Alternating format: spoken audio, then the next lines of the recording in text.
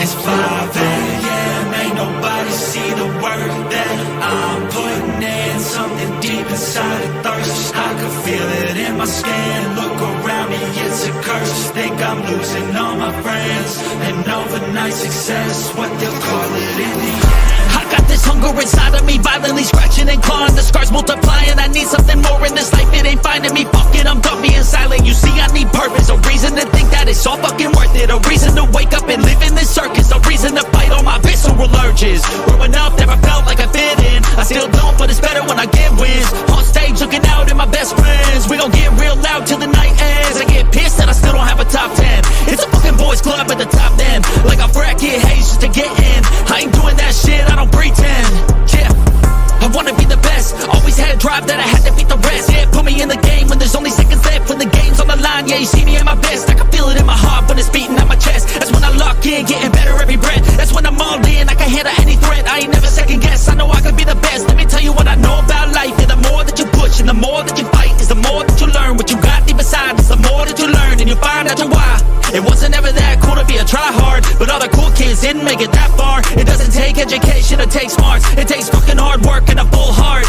They ain't see the work that I put in. They just see a rock star with a big grin. That's cool, I don't need recognition. I just wanna be free, that's a must win. Try me in a race, I'ma dust them. If the money hot and tell them I'm a bustin'. I don't understand, hate all the fussing. Get a job, get a life, go do something. It's 5 a.m. Ain't nobody see the work that I'm putting in. Something deep inside a thirst. I can feel it in my skin. Look around me, it's a curse. Just think I'm losing all my friends. And overnight success, what they'll call it in the end. I got this anger inside of my veins, pumping adrenaline when I feel pain. I don't know why I was born with this. I feel so torn and shit, I can't ignore it, yeah. I wanna punch till my knuckles are bleeding. I want your best, so when I win, you're defeated. Go ahead, think that my kindness is weakness. I'll use that naiveness. I got a disease and it's choking and squeezing me. I cannot sleep till I get what I'm seeking. Need every dream in my mind be completed. I live for competing. It gives me a reason to live, a reason to get up again and again, a reason to wake up at 5 a.m. I need it to keep me from sinking. I swim if I didn't. I fear I would become an inch. I don't have a limit. If I want it, then I'll get it. Never quit it. I'ma win it. And in every single minute, hitting every single inning, get it once again and again. And I'm living for the moment. If I want it, then I'll own it. Like I feel it in my stomach, man. I really fucking want it, man. I do it 'cause I love it. I will always give 100. Never quit until I'm first place. Never been so thirsty. Living life without a purpose, that would be the worst. Yeah, ain't nobody see the work that I'm putting in. Something deep inside a thirst. I can feel it in my skin. Look around me, it's a curse. Think I'm losing all my friends. And overnight success, what they'll call it in the end.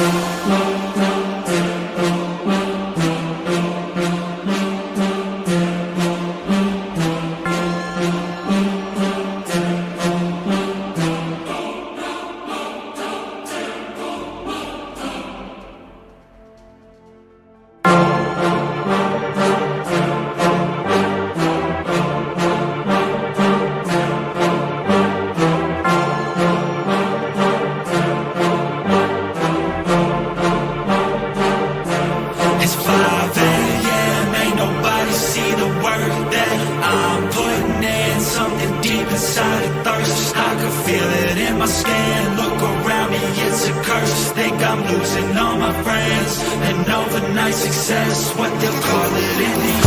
I got this hunger inside of me, violently scratching and clawing. The scars multiplying, I need something more in this life. It ain't finding me, fuck it, I'm done being silent. You see, I need purpose, a reason to think that it's all fucking worth it. A reason to wake up and live in this circus. A reason to fight all my visceral urges. Growing up, never felt like I fit in. I still don't, but it's better when I get wins. On stage, looking out at my best friends. We gon' get real loud till the night ends. I get pissed that I still don't have a top 10. It's a fucking boys club at the top then. Like a frat kid hates just to get in. I ain't doing that shit, I don't pretend. Yeah, I wanna be the best. Always had a drive that I had to beat the rest. Yeah, put me in the game when there's only seconds left. When the game's on the line, yeah, you see me at my best. I can feel it in my heart when it's beating at my chest. That's when I lock in, getting better every breath. That's when I'm all in, I can handle any threat. I ain't never second guess, I know I can be the best. Let me tell you what I know about life. Yeah, the more that you push and the more that you fight is the more that you learn. What you got deep inside is the more that you learn. And you'll find out why. It wasn't ever that cool to be a try-hard, but all the cool kids didn't make it that far. It doesn't take education, it takes smarts. It takes fucking hard work and a full heart. They ain't see the work that I put in. They just see a rock star with a big grin. That's cool, I don't need recognition. I just wanna be free, that's a must win. Try me in a race, I'ma dust 'em. If the money hot and tell 'em I'm a bustin'. I don't understand, hate all the fussing. Get a job, get a life, go do something. It's 5 a.m., ain't nobody see the work that I'm putting in. Something deep inside a thirst, I can feel it in my skin. Look around me, it's a curse. Just think I'm losing all my friends. And overnight success, what they'll call it in the end. I got this anger inside of my veins, pumping adrenaline when I feel pain. I don't know why I was born with this, I feel so torn and shit, I can't ignore it, yeah. I wanna punch till my knuckles are bleeding. I want your best, so when I win, you're defeated. Go ahead, think that my kindness is weakness. I'll use that naiveness. I got a disease and it's choking and squeezing me. I cannot sleep till I get what I'm seeking. Need every dream in my mind be completed. I live for competing. It gives me a reason to live, a reason to get up again and again, a reason to wake up at 5 a.m. I need it to keep me from sinking. I swim if I didn't. I fear I would become unhinged. I don't have a limit. If I want it, then I'll get it. Never quitting. I'ma win it. And in every single minute, hitting every single inning, get it once again and again. And I'm living for the moment. If I want it, then I'll own it. Like I feel it in my stomach, man. I really fucking want it, man. I do it 'cause I love it. I will always give 100. Never quit until I'm first place. Never been so thirsty. Living life without a purpose. That would be the worst. Yeah, ain't nobody see the work that I'm putting in. Something deep inside a thirst. I can feel it in my skin. Look around me, it's a curse. Just think I'm losing all my friends. And overnight success, what they'll call it in the end.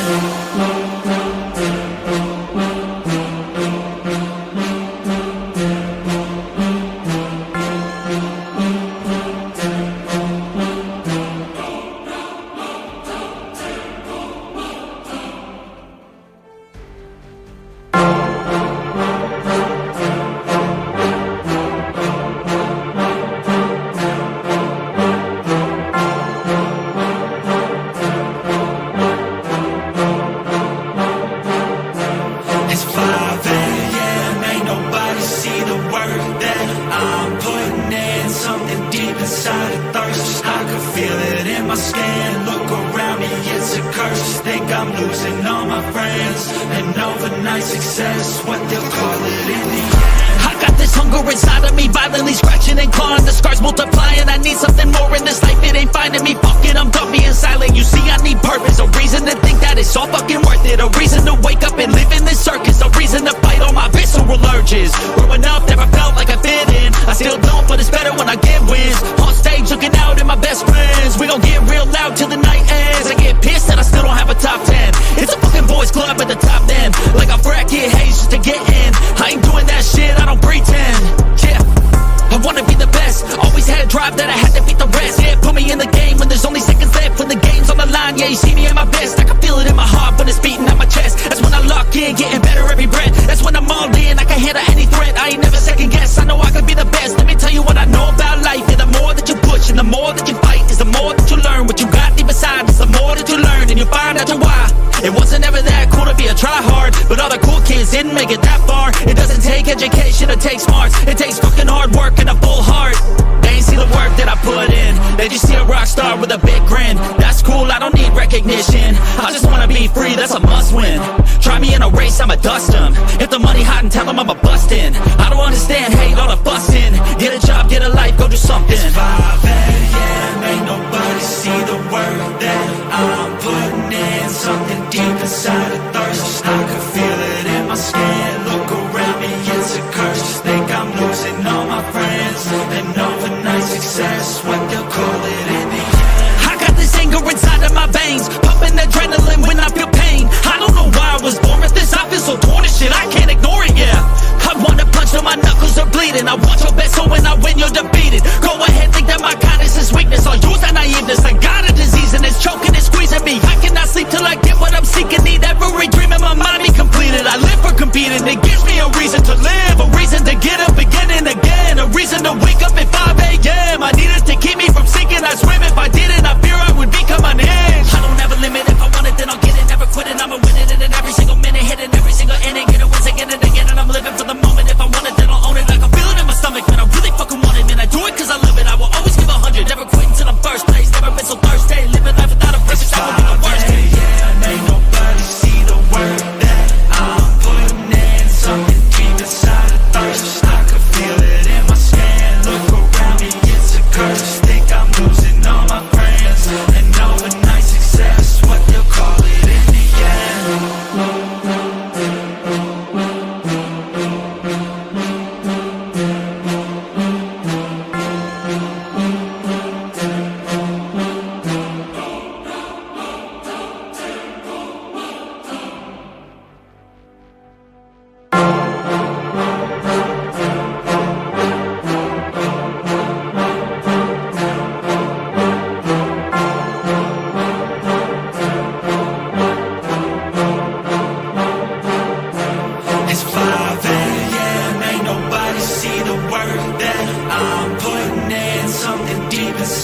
thirst. I can feel it in my skin. Look around me, it's a curse. Think I'm losing all my friends.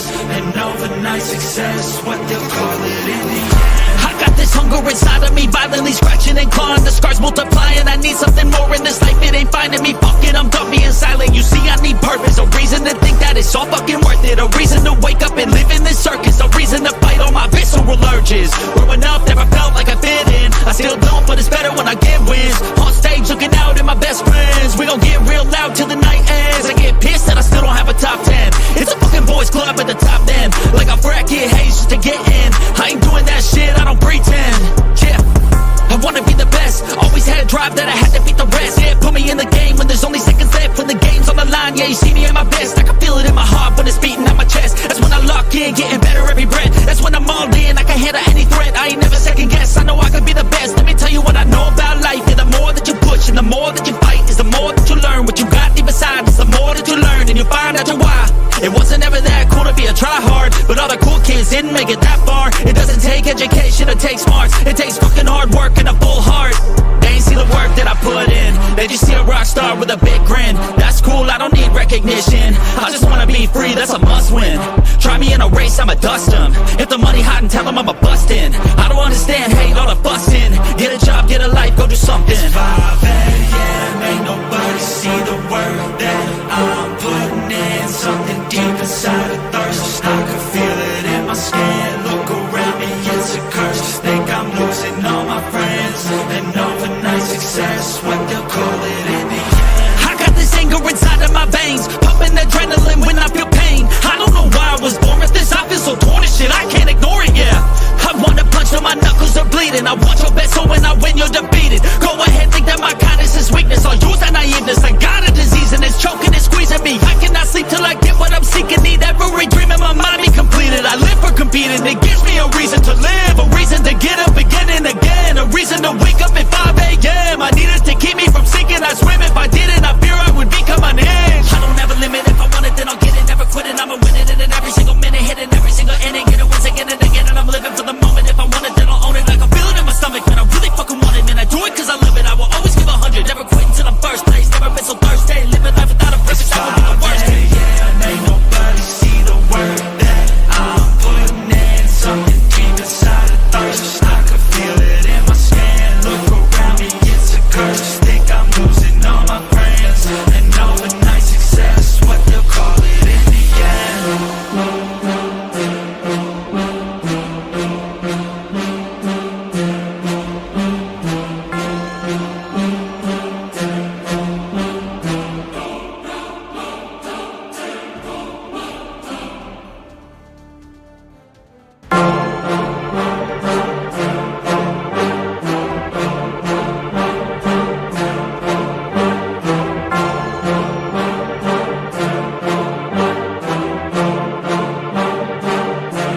It's 5 a.m., ain't nobody see the work that I'm putting in. Something deep inside a thirst. I can feel it in my skin. Look around me, it's a curse. Think I'm losing all my friends. And overnight success, what they'll call it in the end. I got this hunger inside of me, violently scratching and clawing. The scars multiplying, I need something more in this life. It ain't finding me, fuck it, I'm done being silent. You see, I need purpose, a reason to think that it's all fucking worth it. A reason to wake up and live in this circus. A reason to fight all my visceral urges. Growing up, never felt like I fit in. I still don't, but it's better when I get wins. On stage, looking out at my best friends. We gon' get real loud till the night ends. I get pissed that I still don't have a top 10. It's a fucking boys club at the top then. Like I bracket haze just to get in. I ain't doing that shit, I don't pretend.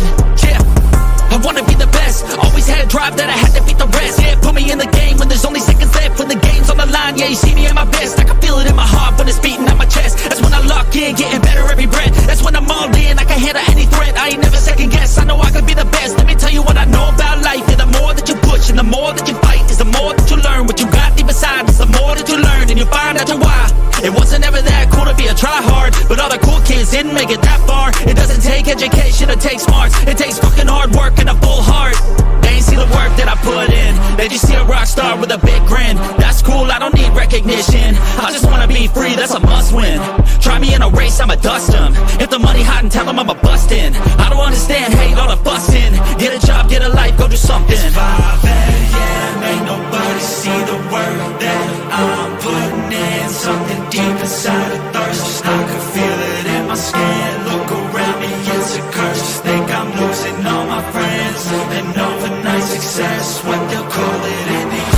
I got this anger inside of my veins, pumping adrenaline when I feel pain. I don't know why I was born with this, I feel so torn and shit, I can't ignore it, yeah.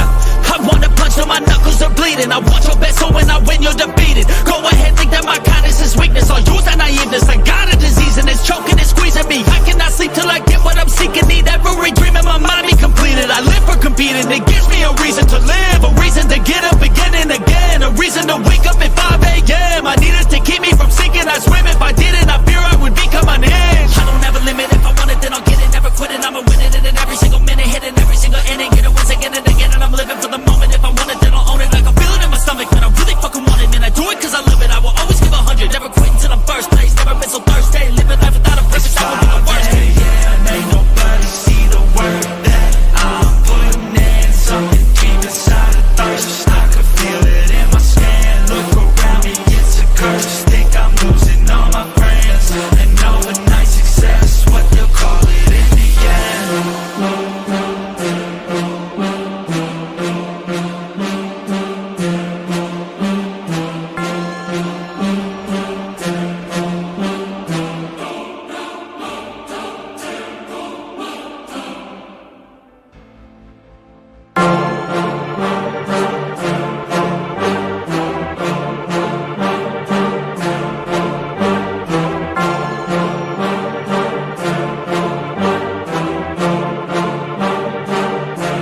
It's 5 a.m., ain't nobody see the work that I'm putting in. Something deep inside a thirst, I can feel it in my skin. Look around me, it's a curse. Think I'm losing all my friends. And overnight success, what they'll call it in the end. I got this hunger inside of me, violently scratching and clawing. The scars multiplying, I need something more in this life. It ain't finding me, fuck it, I'm done being silent. You see, I need purpose, a reason to think that it's all fucking worth it. A reason to wake up and Hello everybody and welcome to Waylander Gaming. This is Waylander here with Getz and King Ravi, the CEO himself of the Karnage network. As we bring you the first matchup, it is about one of the countries, ESG. It's an actual country where their team is representing up against Karnage network in this 4v4. All weapons allowed. First blood going the way of Karnage network with a quick double kill. We've been told to take a look out for a special eye on Commander, all the way from Mauritius, part of the Karnage network squad. Now we can see why we need to look out for him. He's already picked up 2 kills, 2 reloads, as it's 5-0. Karnage network already on a stop. Going our target here is 40 kills. Oh my goodness, inside the container. What a safe jump to avoid that final bit of damage. Repositioning here from Commander. And so it's already 8-1 in their favor. That's super crazy. Very crazy indeed.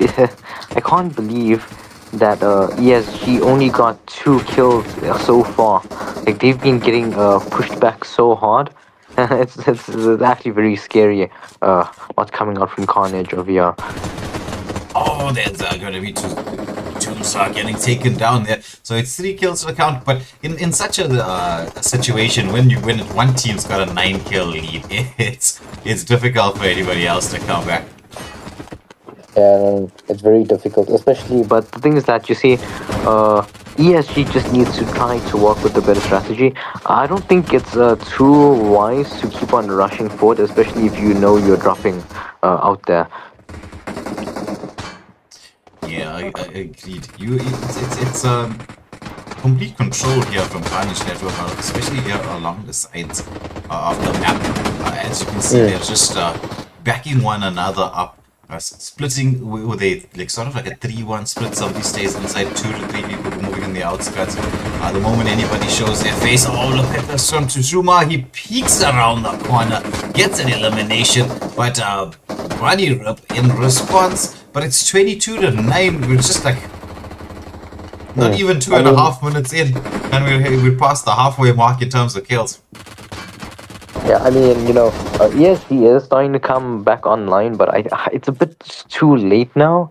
I think it's just for the best if they try to hit a type of flow where they just try not to get hits and get a lot of kills.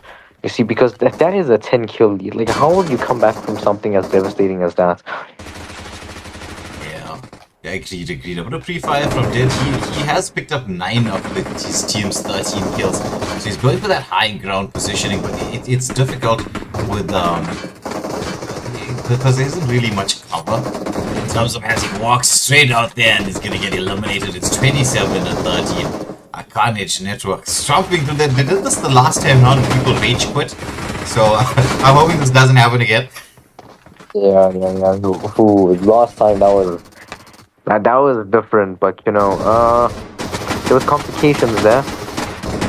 ESG is actually making a stand. No, never mind. The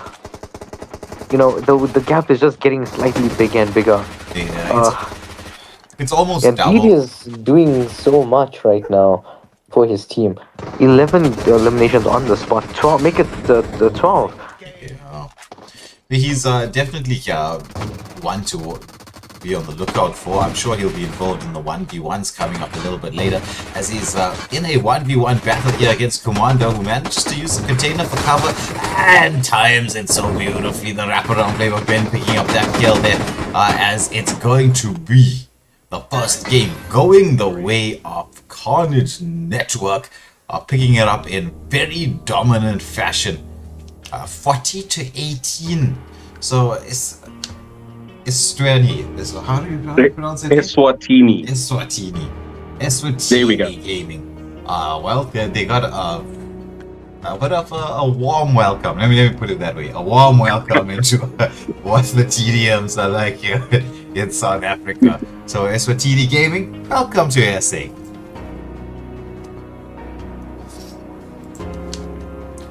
Just running through the scores. The MVP for Eswatini Gaming was Dead, as we got to see, picking up that 12 eliminations, but Commander just sneaking it through with 13 eliminations for his team, 4.4 KDA, 6 assists as well, just slightly ahead of Tumza with the 11 eliminations as well. So the entire team from Karnage Network, 13, 11, 8, 8, are doing an excellent job there in terms of the spread of the kills. It wasn't one particular player that you could say bulk of the kills was sitting with. I know Commander does have that 13, and we were told to keep an eye out on him. Definitely a stellar performance. First time we have him on stream, but we're going to get to see very soon what he can do. As Zero in the live chat is saying, yeah, we're getting clocked. Sadly, it happens. You gotta get used to this. The level of competition is quite high, especially here on Karnage Network. But from the way your captain's performing, there is still some hope. There is definitely some hope. Yeah, I mean, this is actually a really good way to demonstrate and to show the player's skills. Like, you can actually learn from this. Like, you even if you don't learn, like mechanically, but you can see the mechanics that run behind it. You can see all of their flicks and all of that, and how they peak and their strafing. Like, you can pick it all up for yourself to get your to improve on your gameplay. Yeah, so that's what this is all about. Some pretty fun competition, but like with a lot of skills to pick up from. Yeah, exactly. It's those tiny techniques. I mean, it's very different from what everyone does in the ranking system. You've got to get used to how TDMs work. There is some strategy involved, even though it's complete and utter carnage, shall we say? Right? No real pun intended there, but it is complete carnage. I think what's also nice recently, PubG added arena mode, which is all TDM rooms that they have in different styles of TDM. They've all added it to ranked mode, so you can now rank your TDM skills officially. That's actually really nice. Yeah. Yeah. Yeah, back then there was no ranked TDMs. You just went in and played, and I had to like play against sweats because there was no ranking system there. Yeah. But I Now, mean, now, TDM was built for us to just practice our CQC and gun game and learning how to peek and all of that. That was what it was used for, the training. No one saw the potential back then of what it could be and what it is today. yes, no, that is true. I also believe that TDM is actually very important when it comes to training up over there. You know, like those mechanical skills. Like you're not gonna get into fights all the time in classic. Like that's not what it's about. It's about survival. You know.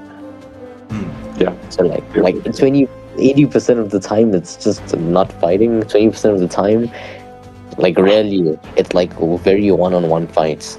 But over here you can let loose. Yeah, agreed. I think. But we're just waiting now. Yeah, I'm just entering it now.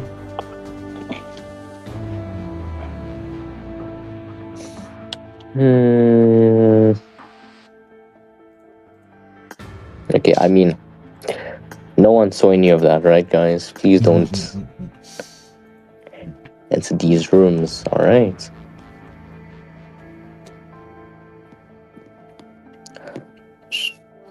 So, Shania is saying that Commander is ace in the ranked arena.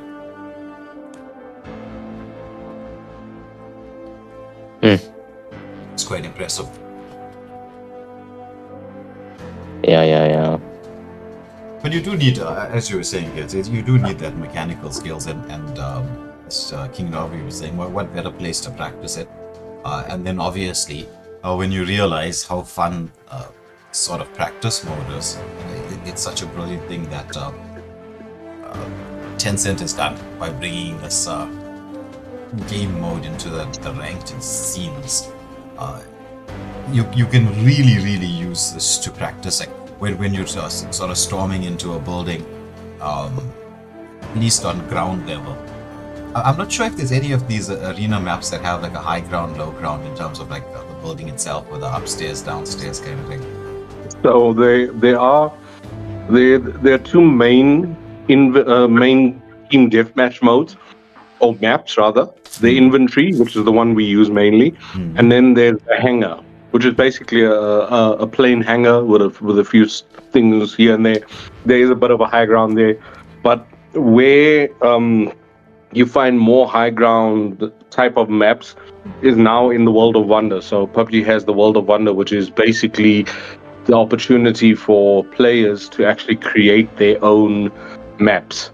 And they can create it however they want, whether it be in a TDM style, whether it be in, a deathmatch on an actual map style. They go wild, and that's actually what most of us have been trying. I've been using recently to train, using WoW maps. They're a lot more interactive. They're a lot more suited to our training styles. And I mean, these creators have gone wild with the type of maps they've created. It's amazing. If you think about it, right, some of the best games in the world were created like this. If I'm not mistaken, Fortnite has that function, right? Yes. To create maps. Yes. Allowing the public the ability to customize and do things, it takes the game up to another level. Because you never know what somebody's brain's gonna cook up. Yeah. And a lot of the time, the developers end up looking at these kids that are creating stuff in the game, and they wonder to themselves, "What am I doing in my life if the kid is able to create this?" Exactly. But there's so many layers to this game, PUBG. It's one of those games that you can see that the future is big and bright for. There's no real stopping point to it. And you generally know the game that is going to have that level of longevity based on a certain degree of difficulty. Because PUBG is that you can jump into the game, you can have some fun.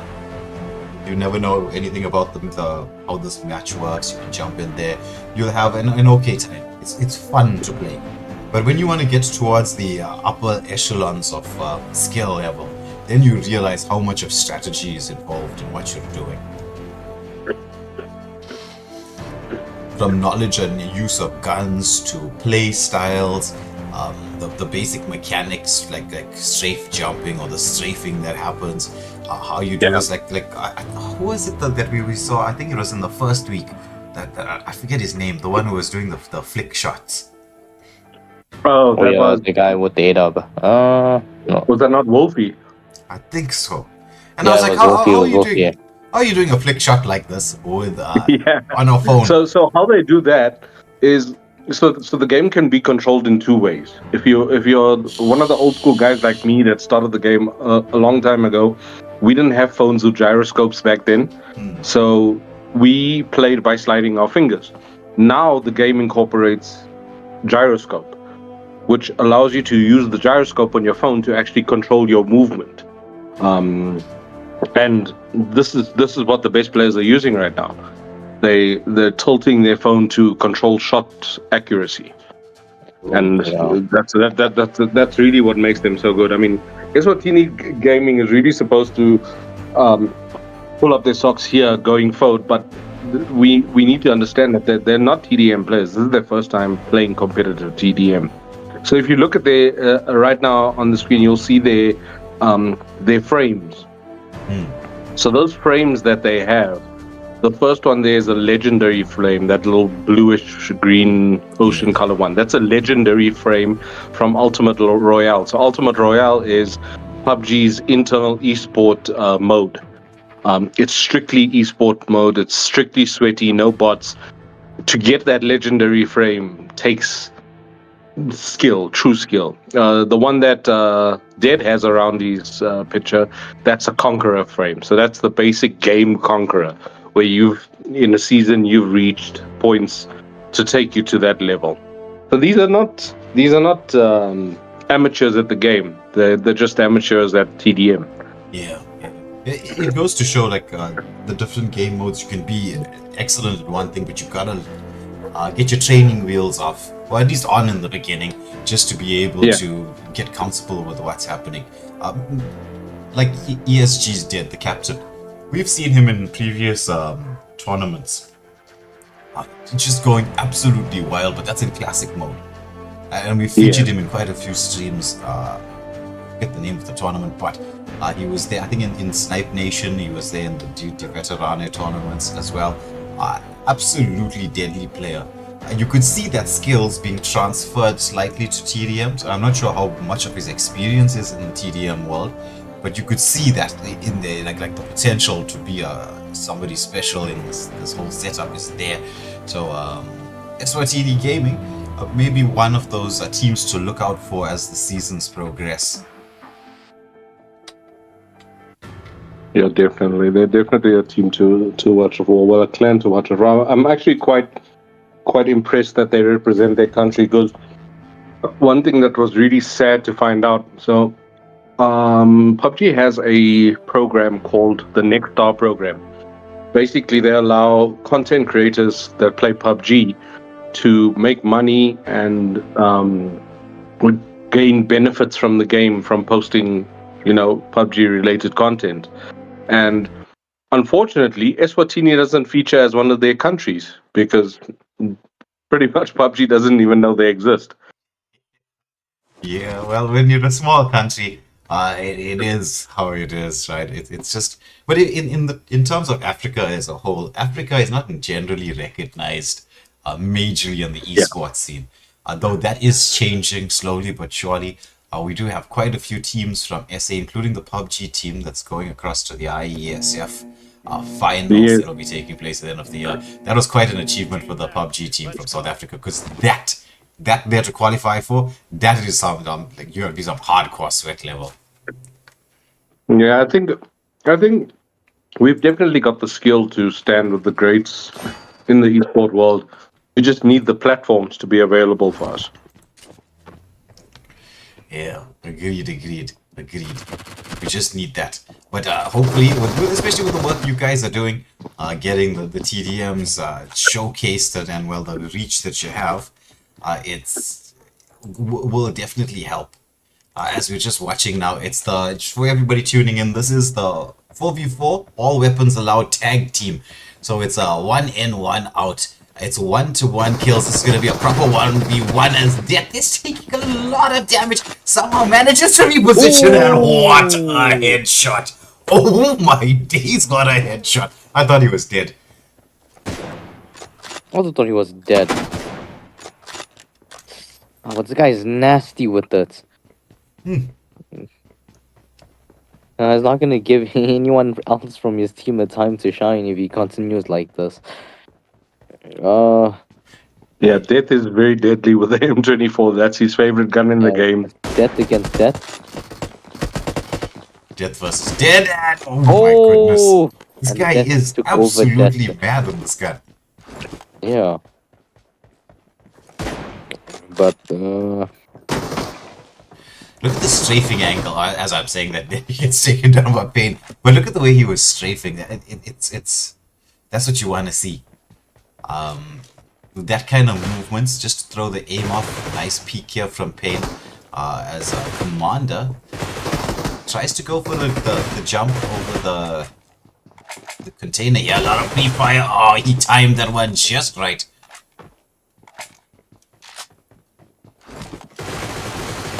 Nice peek. Nice peek. Strafe jump into the room, but who's gonna get the kill? Commander is low. He manages to get that. So it's 6-2. With this now, it's Karnage Network picking up a 4-kill lead. Though I wouldn't say that is huge at this moment. Nice from Dead. As he's trying to peek around the container, but the strafe jump coming in from Commander as he picks up yet another. He is showing no mercy at this moment in time.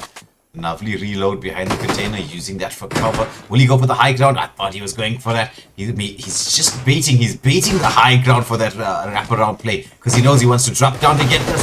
He gets a bit of a tag. Oh my goodness! As he tries to strafe jump around the corner, gets taken down.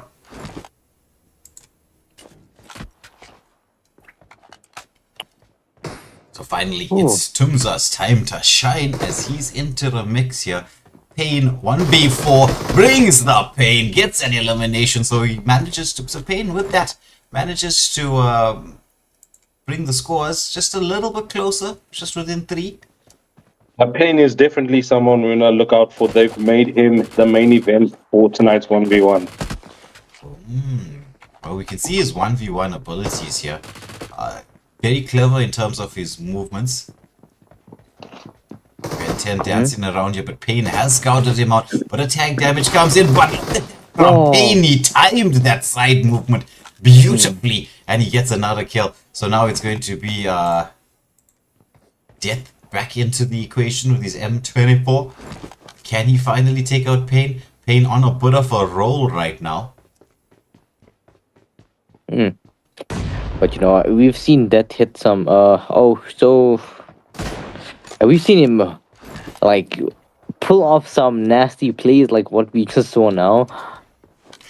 Crazy work, man. Yeah, he's just going for the one shot, one kill. Like there's not much for me to say, but like to admire the amount of effort and like skill that they have. You know, the amount of effort that they put into gaining all of these skills. I would say that they put effort. I would like to think so, because like, you know, you can't be born like such a monster. Maybe who knows? Maybe they were born with 2 thumbs on each hand. You never know.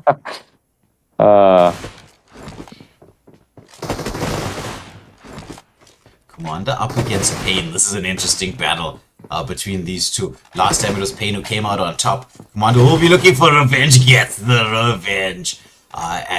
So that's going to be a 10-6, still holding that to 4-kill advantage. Commander loves to make this, after he gets a pick off, to make this play towards the container here on his right-hand side. He uses that strat very nicely. gets another pickup, and now so extends the lead to 5. Oh, there's the tag damage. This could be it. This could be the ending angle here as Body Drip comes in. Oh my goodness, how did he survive this? This is like 1 HP. 1 HP escapes from Commander. As Trippy there in the live chat saying he's scared of pain. On the prone. What beautiful prone coming through there from Commander as he's got continuing on a massive kill streak. Dead takes the high ground, dancing around this container. Can he get this done? It's all gonna come down to Commander's aim. Like, he just managed to maintain that control there on the spray. Getting the headshot through, getting another kill. So he's 8 kills to the good at this moment. There's the strafe jump coming in. Oh, but no. the prone. Oh my dirty. He's firing with the Groza, yeah? Who's this? Painley. Oh, look at that. Oh, he just has to rush him now. Watching him. Like, you know, Commander is just waiting for you. Like, he can see you, but he's waiting for you to come closer. Oh, look at that. But, like, the Groza is a deadly weapon, I won't lie. Very busted. That is unfair. Mid-jump.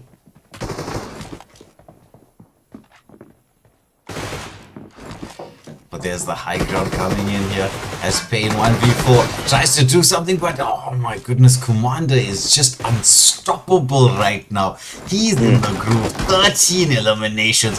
Dead trying to do something. Well, we see now it's a prone once more. What is this man on? Yeah, but if you see the way he's playing, he's like trying not to show himself to the players. Like, he's just hiding behind the crates and just slipping.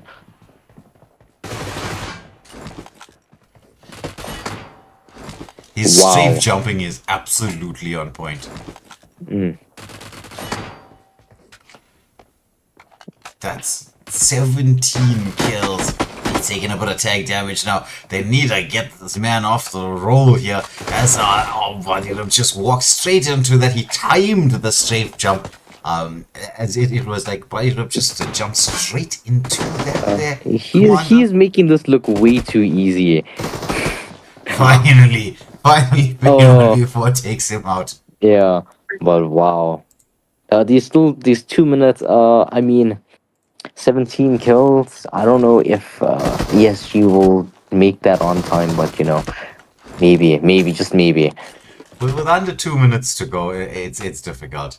This is I know it's a 4v4 tag, right? But it's 1v1 essentially. Dead gets a kill for his team, and who's gonna be next into the mix? I think it's Ben 10. Wants to go all alien on them.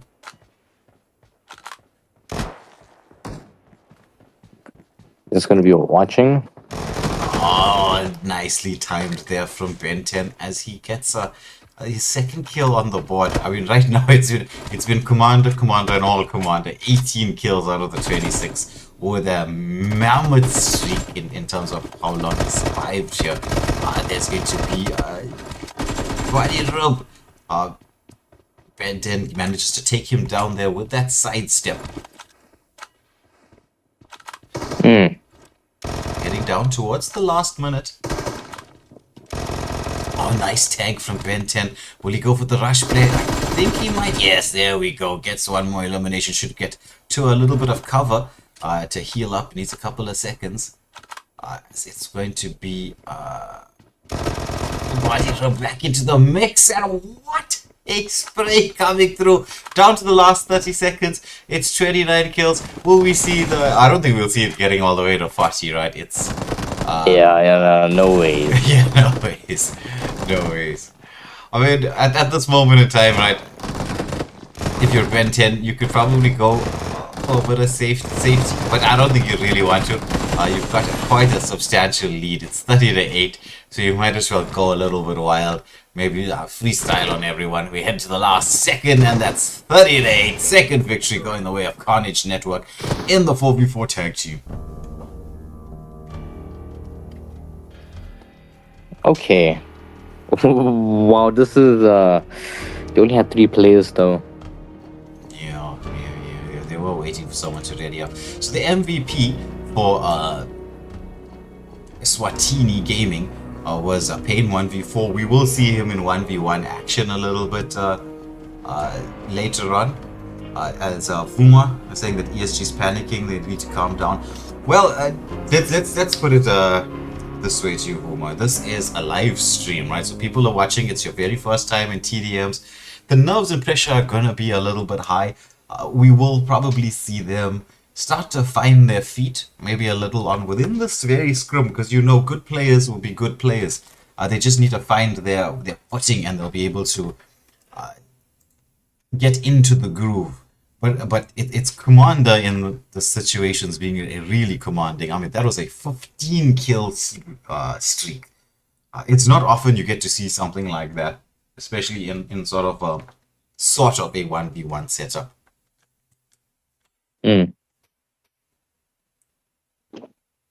So guys, just as an update for that match, so Commander lost the team 8 points due to spawn trapping. So there where he was hanging around their area holding those containers, it's not really allowed. You need to rotate into the center to give the team, especially in the tag team, a chance to come out to the play area.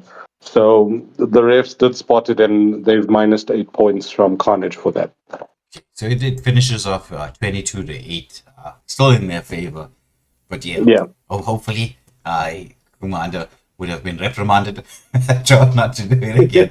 I don't think he will. Yeah, I think he's just a bit excitable. It's been a while since he's played competitive, so he's really excited for this. Yeah. But speaking of excited, I'm excited for the next one. It's the 4v4 shotguns only. Wow. Okay. You gotta love the shotguns only. Yeah, the shotguns are very fun. But like, it's kind of it's saddening. You just see how busted the shotguns are. Yeah. All the shotguns are busted. Yeah. But it's like your playstyle with shotguns is a little bit different. Yeah, I guess. It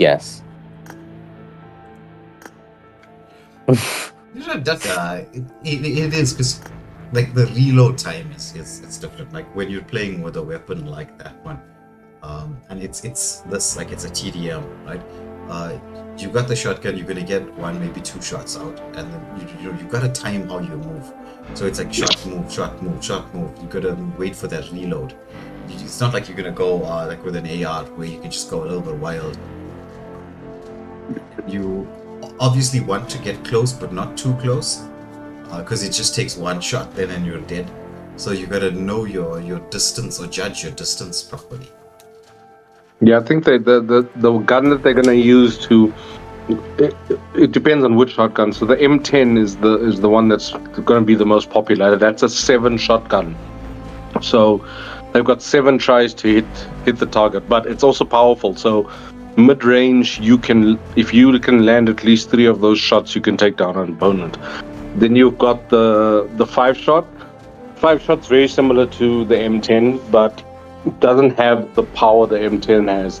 The one that's most powerful that no one wants to use is the pump action, which is the 2-shot, and the reload time on that is 4 seconds, which is very long. So if you're not hitting those shots, you're dead. You're dead in the water there. Yeah. 4 seconds is a lifetime. Yeah, definitely, especially in TDM, let alone matches. Yeah. 4 seconds. I'm like in my head, I'm just counting 4 seconds. I'm like, no. That is not feasible. But I do love a shotgun only match. It's one of the ones I like a lot. Do we have the snipers only today? Yes, M24 match. Yes, so there's going to be 2. I think the next one is going to be the M24 match, the 4v4, and then there's also a 2v2. Yeah, I'm just checking now. It's going to be match 4 and match 6. Yeah. and then well, then it'll just be broken up by the M416. Yeah, that's correct. Oh, then finally we'll head into the 1v1s. We've got some very interesting matches here. So it's going to be Dead versus Fury in the 1v1 prelims. Then it's Pain up against Trippy. That's why Trippy was talking in the live chat. Maybe he's trying to psych out his opponent. He's going to be up against Pain 1v1. And then it's Salami versus Kickass. And then the main event will be Pain 1v4 up against SVU Boy.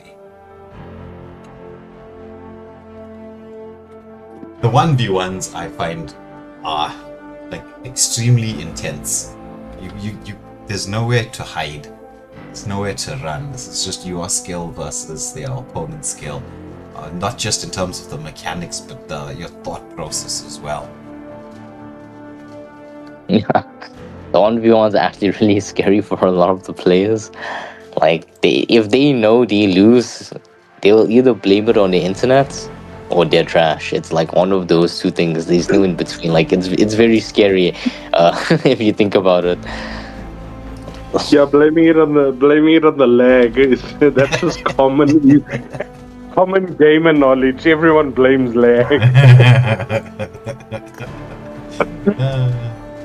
Let me get myself down to the spectators. Copy? Yeah, everyone blames lag. Though there are a few times, right? It's kind of like that story you hear as a little kid about the boy who cried wolf. Sometimes it is the lag. Not very often, right? But there's times where it is the lag, and if you ever say, no, it was the lag that killed me, no one's believing you. But in SA, especially if you're one of the people who are playing on mobile data, the lag spikes are real. Oh yeah, no. Sometimes your tower doesn't switch on or something. Like in the area, it gets horrible. Mm-hmm. That's why I'm playing on like 20 ping, now it just starts jumping to 160. It's like you feel like you're playing in European server. Yeah. That's why if I'm gaming, if I'm gaming properly or seriously, I'm gaming from home. I'm not out anywhere to do anything. I got my fiber. I'm sitting with a fiber. I got no problems. Yeah. I mean, I think fiber saved gamers in South Africa. That's just lucky. Because I remember the days of before internet. Remember the days of LAN parties. Yes. All taking out PCs, putting on Quake 3 Arena. I was a huge Quake 3. Yeah, I was a huge Quake 3 player back in the day. Oh yeah, me too. Oh, I loved it. I think that's for a lot of people that fell in love with the FPS and but battle royale gaming industry. I think we all started around there. Quake 3 Arena, and then the younger guys started off with Call of Duty. Used to dominate the university scene when I first started playing Quake 3. Yeah, Quake 3. There was Unreal Tournament. Yeah, Dota 1 came out there as well. Counter-Strike. CS was like a staple. Yeah, CS was the staple. That's where a lot of us learned gun knowledge from. Because I think CS was one of the first games to put in real, actual guns in their games. Yeah. And it was where like recoil became a factor. Because when you're playing... Yes. Before that, there was no recoil in games, yeah. Exactly. There was no recoil in games. And the strats that you had to use... In fact, a lot of the strats that you use here in PubG in the classic mode comes from CS. When the use of your smokes, the use of your nades, the use of Molotovs.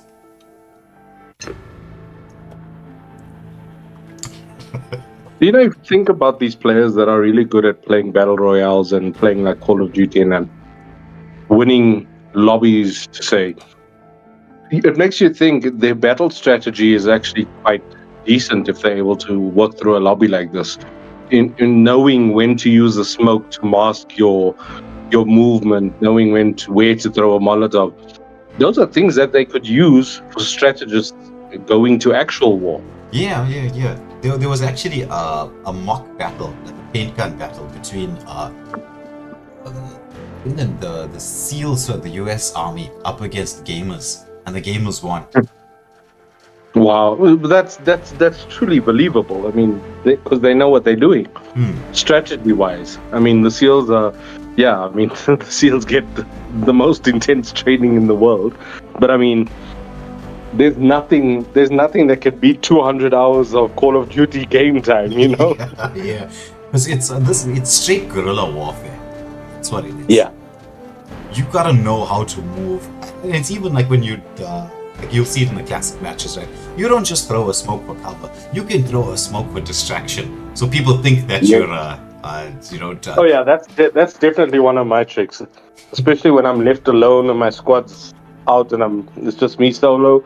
I use the smoke as as a distracting tool. It's very effective if used well. Exactly. You can throw it. It also gives away position. Like if you're uncertain of where someone's position is. Throwing out a smoke usually means that someone's going to try and lob a nade or maybe even a Molotov into the smoke. And then all you have to do is just wait. You can see position, and vision is the name of the game. Yes. Your vision. So that's where the big conversation happens, especially in the PUBG mobile sphere, where it's iPads versus mobile devices. So in anything competitive, there's no iPad use, because it's of the mere fact that the iPad has a better view on your screen. So from videos I've seen, I think it's 35% horizontal more view and almost 60% vertical more view. Yo. So that's crazy numbers. That means if I'm standing and using a mobile device, I can only see maybe 10 to 20 meters ahead of me. Or someone with the iPad can see almost 50 to 60 meters. Yeah, that's a very, very, very unfair advantage. Yeah. Though, like with us, like, we have a lot of online tournaments, so it's not as enforceable as it would be in the pro scene. But there's a shotgun, only on 10, getting 2. That's 3. So it's ESG on point at the start. They managed to get a 3-kill lead. Can they get into a good winning angle from this? Looks like they do like the shotguns. It's a 4-1 in their favor. They're sticking together as a unit. As a dead, trying to circle around, but he gets taken out of the equation. So it's 5-2. That lead's still in their favor. Oh, nicely done by Dead. Gets the high ground, but it was Buddy Rupp with the final shot in there. As it's 8-3. It's still 9 minutes remaining, but the way this kill count is ticking along, I don't think it's going to end up all that way to the 9-minute mark, as Commander trying to make sure that his team can do something, but Dead is like, no, this is the one we need. It's 10-7. Karnage Network dragging it back by 1 kill. That's still that 3-kill count is in the favor of ESG. They're trying to maintain this. They've got a rapid fire from the shotgun coming out from Dead, but Commander with a peekaboo manages to get a kill. They're bringing it down to 1. It's down to 1. Karnage Network, they stepped on the gas here. They managed to remove that lead. It's 11-11, but things are hotting up. This is going to be Dead with I wouldn't say drive-by, with a walk-by manages to get an elimination. It's 13-13. Make that 14-13. Karnage Network swinging it in their favor. They managed to get themselves with a decent spread. They're running across almost a horizontal line across the map. How's this going to work out for them? It's like nobody can make a move around as Death. Raining in the Death. Quick double kill with a shotgun. It's 16-15. Make that 16-16. Payne in the front line there. Trying to keep his team in this mix, but he gets taken out of the equation. But so far, is touching distance. It is touch and go. 19 to 18. This is not gonna be an easy one for Karnage Network as it's 20 to 20 right now. I think it's so great to see ESG actually pulling weight now and pushing forward with such aggression. This is beautiful play to see. Exactly. They just needed to get that little bit level of comfort, find their feet. Well, they pick up the double. They do pick up the double. It's 23 to 21. We're heading in towards the final half of the scoring here. Is Payne leading his team here? With Death as well. Who's gonna get the dance of Death here? It's Payne. He wins that 1v1 there on the side. He's going for a little bit of a peek, but we know that there's no spawn camping now or spawn trapping. Death on the high ground. Will Payne try to go in for him? He is in a very advanced position. Takes a bit of tag damage. As we see King T with a shot from the side.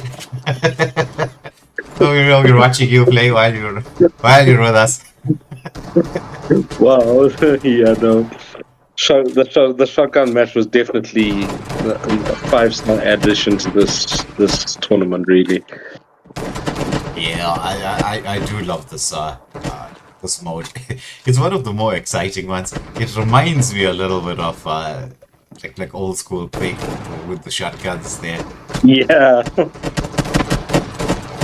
Nice jump in from the top. The dance it out from Payne. Payne in a 2v1 situation picks up 2. And with that, it's 34-29. It looks like ASG are on point to try and get their first point on the board for the evening. It's 5 kills to go, 5 minutes remaining. Can they get this done? Commander trying to do something about this. He gets a quick double into the mix here. And so it's 36-34. This is really tight. Commander once more, but he gets taken down by Dead. As Dead, he's in a dance against Dead. The two names are just quite funny to say. It's 36-29. It's the final kill. Who's gonna get this? Will ESG be able to clutch this out? They're going in wild, and it's Payne 1v4 taking out Commander and ESG with their first point of the evening. That was definitely one of the closest ones we've seen in a while. Very, very, very much so. So nicely done to ESG. It looks like they are finding their feet. They are getting into the whole mix here. As it's Dead who picked up the MVP for them. So the captain leading from the front, picking up 14 kills in with a 3-kill combo.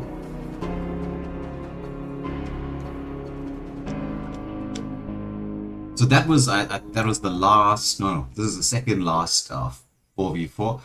We should be going into the M16s. We'll go first. I think it's the M24. Oh, it's the M24. So M24. Snipers up next, and then we've got the M416, and then we're into the 2v2s and the 1v1s. That's nice. That's nice. I'm just getting the match layout in front of me. It is a very different style as compared to your normal classic in terms of both casting, watching what you're going to be looking at on screen, even the play style as well. Different is sometimes good. Yeah, definitely. I mean, as casters, I think what you guys struggled with at the beginning, and now I see that you're quite used to it, is switching players. I mean, in classics, that's simple. You just look on the map where the action is. It shows you where the bullets are flying. You go there. You watch the fight. You move out. Here, there's a fight every few seconds. Yes. So you got to constantly be on the lookout for what's happening. It does take a little bit of getting used to, but in life it's live and learn, and especially when the game mode is as exciting as this one, it makes it a lot more fun. You don't even notice him go by. I mean, this was 3 games done in what seems like a heartbeat. Yeah. And I think that's what makes it nice for fans that don't really do competitive, like esports type of tournaments and leagues. They can come here and they can find their feet in something that's built for people who don't generally play in these sports and pro leagues. And you can see what it's about. You can get a taste of it to see whether it's something you want to pursue forward. Yes, exactly. Because esports I'm a sports fan myself, right? I do spend a lot of time watching sports. But gaming always has my heart. I'll admit that. But it's so lovely to see that esports is gaining a global foothold. It's big in Asia. Esports is massive.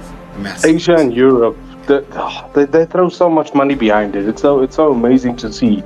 Private companies, especially. I mean, I wish we could see that in South Africa. I mean, I don't think local companies see the potential yet.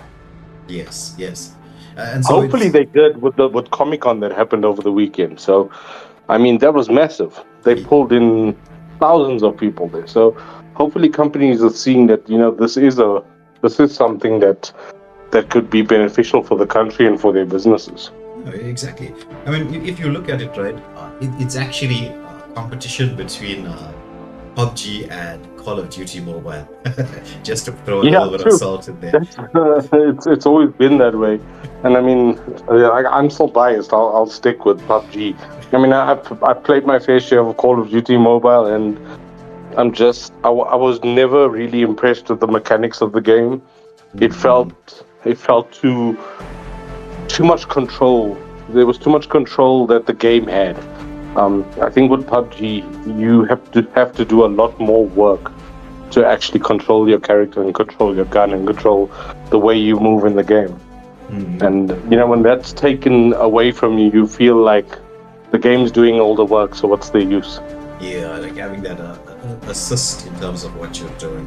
But in terms of but I mean, obviously that's my opinion. I mean, I'm no hate to any Call of Duty players. We respect each other. We're all still part of the esports family. Yeah, true. But these two games are competing even in terms of numbers here in SA. Both games have a weekly player base in South Africa alone of just over 500,000 players weekly. Yeah, that's crazy. That's crazy. I think in terms of money, though, I think PUBG outranks Call of Duty. With the amount of money that's spent on PUBG is crazy. Yeah, I think they're still the number 2 game, not even just mobile game. The number 2 game in the world for the amount of money they make, just behind Minecraft. No, not Minecraft. Sorry, just behind Roblox. Which is crazy to think about. That is being a mobile game. Exactly, because I mean it is popular around the world. I was just talking about 500. It's the official stats for the last quarter was 528,000 players weekly, unique players weekly. That's crazy. It's crazy numbers. Yeah, and that's just SA. Yeah, it's access to gaming devices, and being able to do it on your phone is just convenient. And it accesses an entire network of people.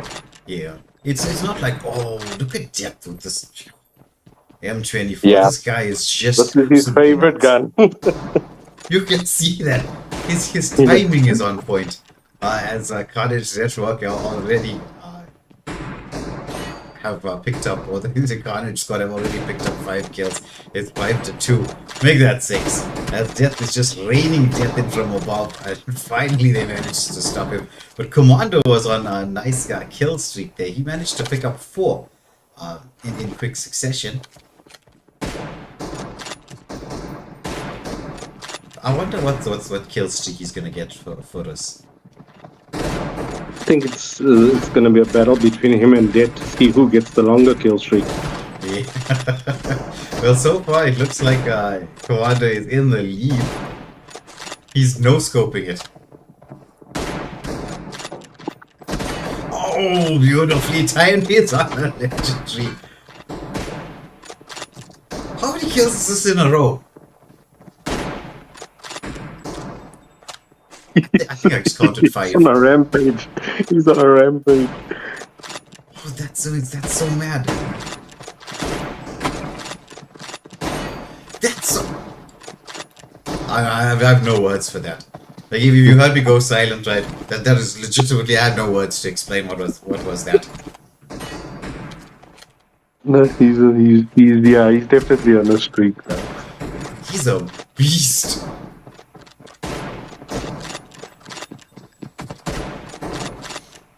This guy he's good with like literally everything.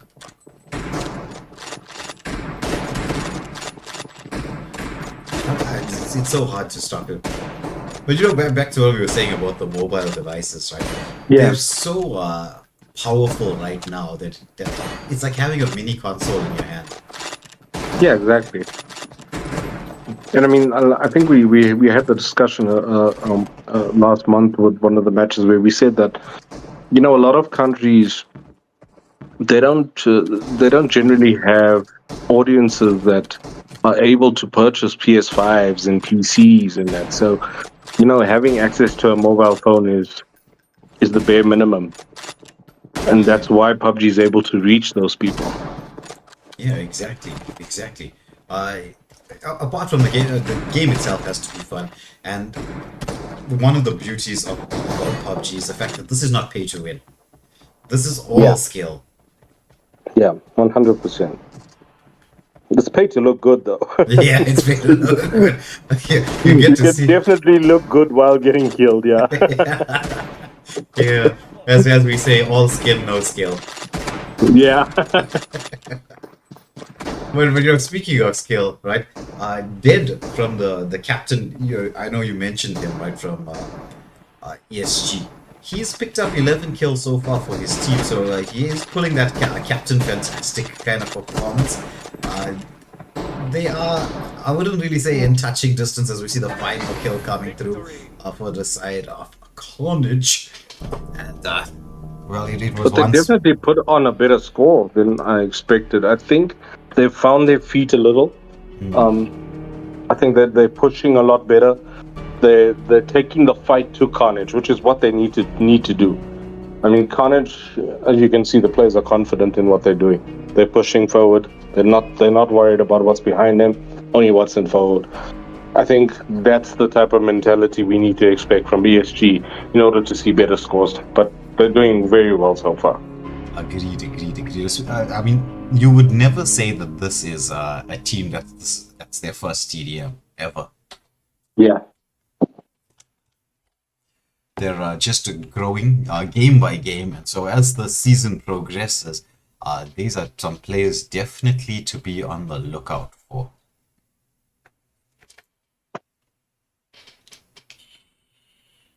But it's so nice to when Scorpy told me that guys wanted us to stream the TDMs. I was very excited because we get to see a different caliber of player. So for the PUBG streams that we do so far, if you notice during the week, we do a lot of classics. Right? Yeah, it's like classic. It's the normal tournaments. I know you guys did the, what is it? Was it the LV or LJ tournament? Yes. Quite recently, yeah, I watched that. I mean, yeah, that's classic matches. That's basically classic matches. It's an entirely different ball game. I mean, but they're really fun. I mean, we play a lot of scrims, European scrims. We prefer the European scrims. And no offense to South African players, but South African players don't play local scrims with an esports mentality. They play very campy. Yes. Yes.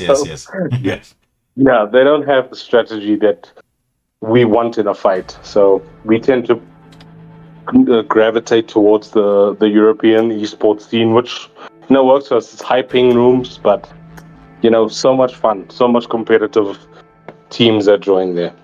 Yeah, because the strategies that you see, especially because a lot of these teams there from Europe, they're pro level teams that you can come across. Right? The strats that they use is unbelievable. Yeah. That's what we look for. Yes. I mean, I don't think the South African scene is going to progress further if people don't see the true potential of what you can do in these type of games, especially in PUBG, especially in the classics. The strategies that I think we're just limiting ourselves to wanting to win instead of how we win. Yes. Because there's so much to learn to this, and there is no one set formula. Especially considering, right, when you hit the classic scene, right, the understanding of the different maps is huge. Like mostly everyone knows Erangel. Erangel's the OG map. Yeah. But it's the very first, everyone knows it. And it stayed that way because the terrain is so diverse. Your understanding of terrain is massively important. Like knowing when there's open space, how you move, where's the probable locations for teams to be, how you use a vehicle just to gain that little bit of vision. Just a slight drive through past or circling around a city lets you know. You just have to see one door open. That's all you need to see to know what's happened. Yeah, exactly. And it's battle strategies, and I mean that's what we tend to see in these European lobbies. We love seeing teams that, you know, when you get pushed by a team and you get wiped within 5 seconds, you appreciate it because that's a team that's really put in the work with how they play the game. Yeah. Compared to if you're playing a South African tournament and you push a building and it's a bunch of people just laying down in corners waiting for you. yeah, it's crazy. But like, what I was saying to get in the previous stream, right? Since a lot of players in the SA server, just as you say, do the same thing, right? And in terms of the decision making, what I've noticed is they choose sometimes the inappropriate buildings to do that in, where they'll be in a small room. You don't even have to enter. You can just Molotov or nade them to death. And there's nothing you can do about it, which is why that strat will not be used on the pro scene of the way that style of play. No, the pro scene will eat them up. But I mean, when we play Europe servers, I mean, we probably spot a handful of South African teams. And those are obviously teams that have the same mindset as us, where they actually want competitive gameplay and, you know, a sense of sport, which is why we play this. I mean, you don't want it to run into these lobbies where you have campers, and that's the biggest thing in Battle Royale: the camper, the snake of the game. Yeah. It's been like that since I've been playing shooters, which has been for how many years now? I'm giving my age away, right? But anyway, it doesn't matter, right? I've been playing shooters for 21 years. Yeah. I don't know how many years I've been playing since 2002. Yeah, 2002 was the first time I played. That was Quake and Unreal. Yeah, I picked up Quake in 2004. It was my first year at university. I still remember the computer I played on. It was a Windows 98 computer. Pentium 2. Yeah, Pentium 2. Oh my goodness. For those of you who don't know. I had 64 megs of RAM. Yeah. If you had 64 megs of RAM, you were like the goat. You were the king. No, your PC was goat. And you remember that, I think the early 2000s was the first introduction of flat screens, because we all had CRT monitors. So Samsung and that just were about coming out with flat screens, which was amazing for gamers. That was our next level up. Yeah. But where I used to have the most fun was we used to actually LAN a lot in university. So we used to go from university to university and have these tournaments. Because I was there at UKZN, Howard College branch. So that's where I started. Yeah, LAN parties were amazing. I missed LAN parties. And I mean, I remember I had a few girlfriends in high school, and when we had to say we're having a LAN party, they knew we're out the whole weekend. Friday night will end up Sunday afternoon. But to be honest, right, I do kind of miss those days. Yeah, Let's- definitely. I mean, Yeah. those were the purest days of gaming. I mean, there was still the toxicity, right? But I would say it's not as toxic as it is now. No, not at all. Not at all. We had positive toxicity, if that makes sense. Yes. Yes. Agreed. But what I've noticed so far in the TDMs, right, it's not as toxic as we do see in the classics. Like, nobody shoots your body after you're dead. Your great shots, yeah. No, look, we don't mind a little bit of toxicity to get the blood flowing and to get your opponents a bit riled up, but the guys tend to be very professional about the way they handle themselves. Oh, beautiful straight jump from Commander as he's dancing around. He gets one in a line of fire, picks up the double. Yeah, I fully agree with you right there. The guys here handle themselves in a very, very professional manner, which is good, because hopefully very soon we will get to see a proper pro scene here in the Southern African region. There's so much of talent that's available. And we're getting to see a lot of it right now. But there's a lot of talent, and we're just waiting for... look at this. Death picking up a double kill. With a just almost prone position, just a kind of a kneel. And he picks up 3 in a row. So you can see the players, they are worth getting or investing time and money into in order to develop the scene here. Because it's going to be a few years, probably, right? But I think Africa does have the potential to get onto the world stage and do well. Yeah. We need the platform. That's all. We need platforms. So, like I see PubG has teamed up with the university or the technical university of Karnage. Yes. For the design area of PubG. So, concepts like that need to multiply within the Southern Africa region. Because once we see companies and organizations taking interest in esports in that manner, we're definitely going to see us on the main stages. Yeah. It's once the private companies, as you say, once they get involved, it will take everything up to another level. It is slowly starting. There is a couple of Dota 2 teams that have sponsorships, sponsorships in our country, and have had for a few years now.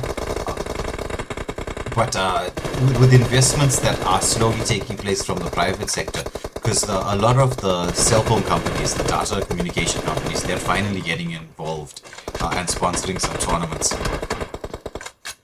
It would be nice if our government did it, but we can't expect much from the South African government. We actually, like, here at Wayland Gaming, right? We are the MSSA, which is the South African esports committee, right? We're their official streamers for everything esports related. And they told us, look, we wish we could pay you for all of this, right? But you're gonna have to do this for the love of the game because the government doesn't want to fund anything. And we're like, that's fine. It's so sad. I mean, in countries like Korea has their government fully invest into esports. I mean, they've got esports degrees you can get in school. Because they recognize what this is. It has this huge potential, not just economic-wise, right? The money is one thing, but most of us gamers, like especially like you and I, we come from the old school gaming. This is just our passion. We love gaming. Yeah. And there's something about it. I mean, I grew up in areas where people of my age and that came from the same situations as me chose different lifestyles, chose to, go into crime, go into drugs, go into the streets. And I mean, this sort of platform gives kids another choice. Exactly. Especially in, I mean, if you look at countries like the Philippines, Indonesia, Thailand, their economic climate's very similar to us here in Africa. Yeah. And if you look at the scene, the pro scene they have there, it's absolutely on point. It's really insane. But Or Commander dominating again. yeah, this guy, he's not taking part in the 1v1s. I see. No. He's a bit too cracked to put in the 1v1. Okay. Well, So it's not to like boast about him or anything, but he's not even playing at his full potential right now. From what we see, he's just clip farming at this stage. and all the way from Mauritius, Madagascar have a pretty decent pro scene on the way. Yeah, them and the Seychelles. Yes. Seychelles very, very, very competitive at the moment. We have a lot of Seychelles players ourselves, but we've seen a number of Seychelles players come out of their country to represent them on the world stage. It's crazy. But it's the surprising thing is, right, the real numbers of players for PUBG is actually here in South Africa. From the Southern African bloc, no one comes close. No country comes close in terms of volume. I think the one that might come close in Africa as a whole would be Nigeria. Yes. Yeah, but other than that, you're right. South Africa rules it. Yeah, it's only if you go towards the northern part of the continent, or with Egypt and Morocco. Yeah. I think it's access to the technology, but not just the phone, but access to the internet as well. That plays a major role in what countries are taking part in this type of scene. Yeah, agreed. Because, but also at the same time, North Africa, they're part of the MENA server, Middle East, North Africa, and the Middle East is really pushing for the esports platform because they hosted that World Cup event. Yes. And well, let's be honest, right? The Middle East got the money. Oh, bags and bags of money. So yeah, we notice it in game. So the richest players in the game, the guys that have like literally the best items on their account, are all from Saudi Arabia, Middle East, Dubai, all those areas. They literally spend hundreds of thousands of rands on their accounts. It's crazy. Yeah. I met and spoke to some of them, right? The amount of cash they drop on this game, it's unbelievable. It's going to be soon. The Middle East is going to be a hub for gaming. They're investing in it. But one thing I will say, right, because I play chess online, they can't play chess. You see a Middle Eastern flag, it's an Usher win. Yeah, I think what we're grateful for now in the PUBG scene is that now we have our own server. So Africa has a server. We haven't had one since the beginning. We always played on Europe server.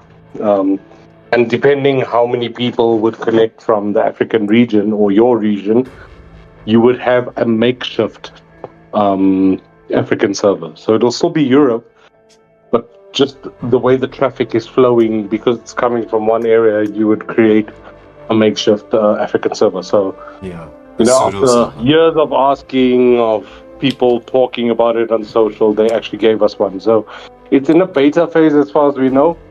So when you load into a game, it will give you the option to stay searching for an African server to fill up, or you can expand your search and go to Europe. Yeah. But a lot of us have been playing on the African server, and it's been amazing. There's still the general bugs with the game, but other than that, it's amazing to play loping. I remember the first time Dota 2 brought Dota 2 and Valorant at the SA server. It's actually somewhere in Cape Town. The first time we played, and we went from what we were used to, which is like 160 ms, 200 ms, and you're playing for the first time on like 30 and below, 20, 15. It feels like you've been set free. You've been released. Yes. The shackles have been lifted. Slavery is over. And only real gamers spot the differences between hyping and loping, and to us it's like you've given us gummy berry juice. Yeah, it feels so nice, right? And there's a couple of games, like one of the major games we feature here on Waylander Gaming, which is Mobile Legends. They've recently introduced a South African server. It feels the worlds of difference. And what I'm so surprised about is the number difference in terms of the player size. Like Mobile Legends has 20,000 active players in South Africa versus PubG with 528,000 players. Yeah. And yet Moonton was very quick to recognize that Africa is coming up. No. I mean, I've seen your casts on Mobile Legends, and I mean, I never knew the game existed. Yeah. To see what it's about is actually quite an interesting game. I don't think I'd do so well at it. I think I'd need time to learn how it works and to learn strat and all that. But it looks very fun. Well, it looks pretty as hell. Yeah, if you're a Dota player, then you'll have a much more comfortable time on it, because it's basically Dota or League of Legends for your phone.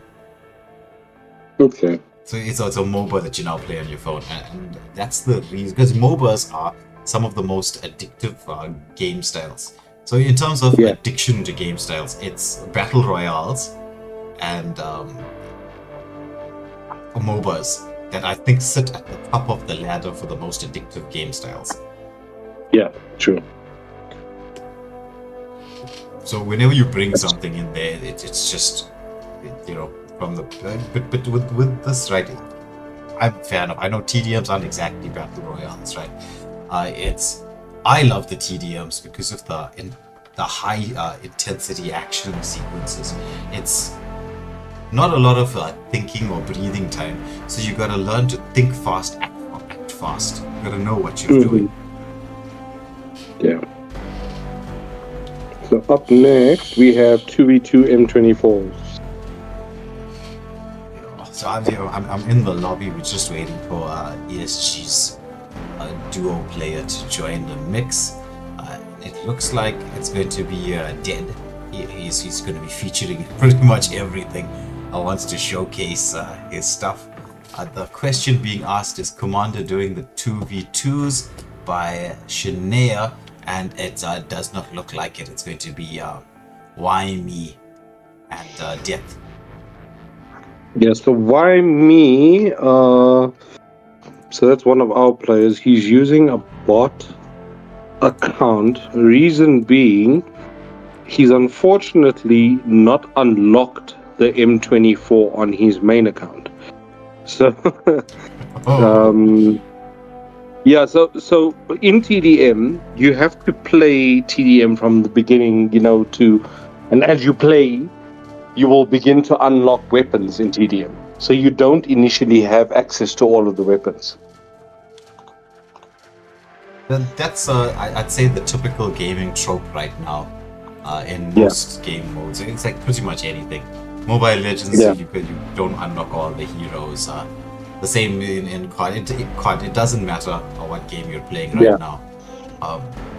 It's sort of a player gimmick, in the sense that if you have to unlock certain things, then you're gonna stick around and play it longer in order to unlock everything. It keeps you hooked. Yeah. But the duo from ESG, it's Death and Dead and Pain 1v4. So they brought out their two star players into the mix. Yeah. Definitely. I'm excited to see what Pain can do. Pain is definitely one I've been watching. I mean, I already know what Dead is capable of.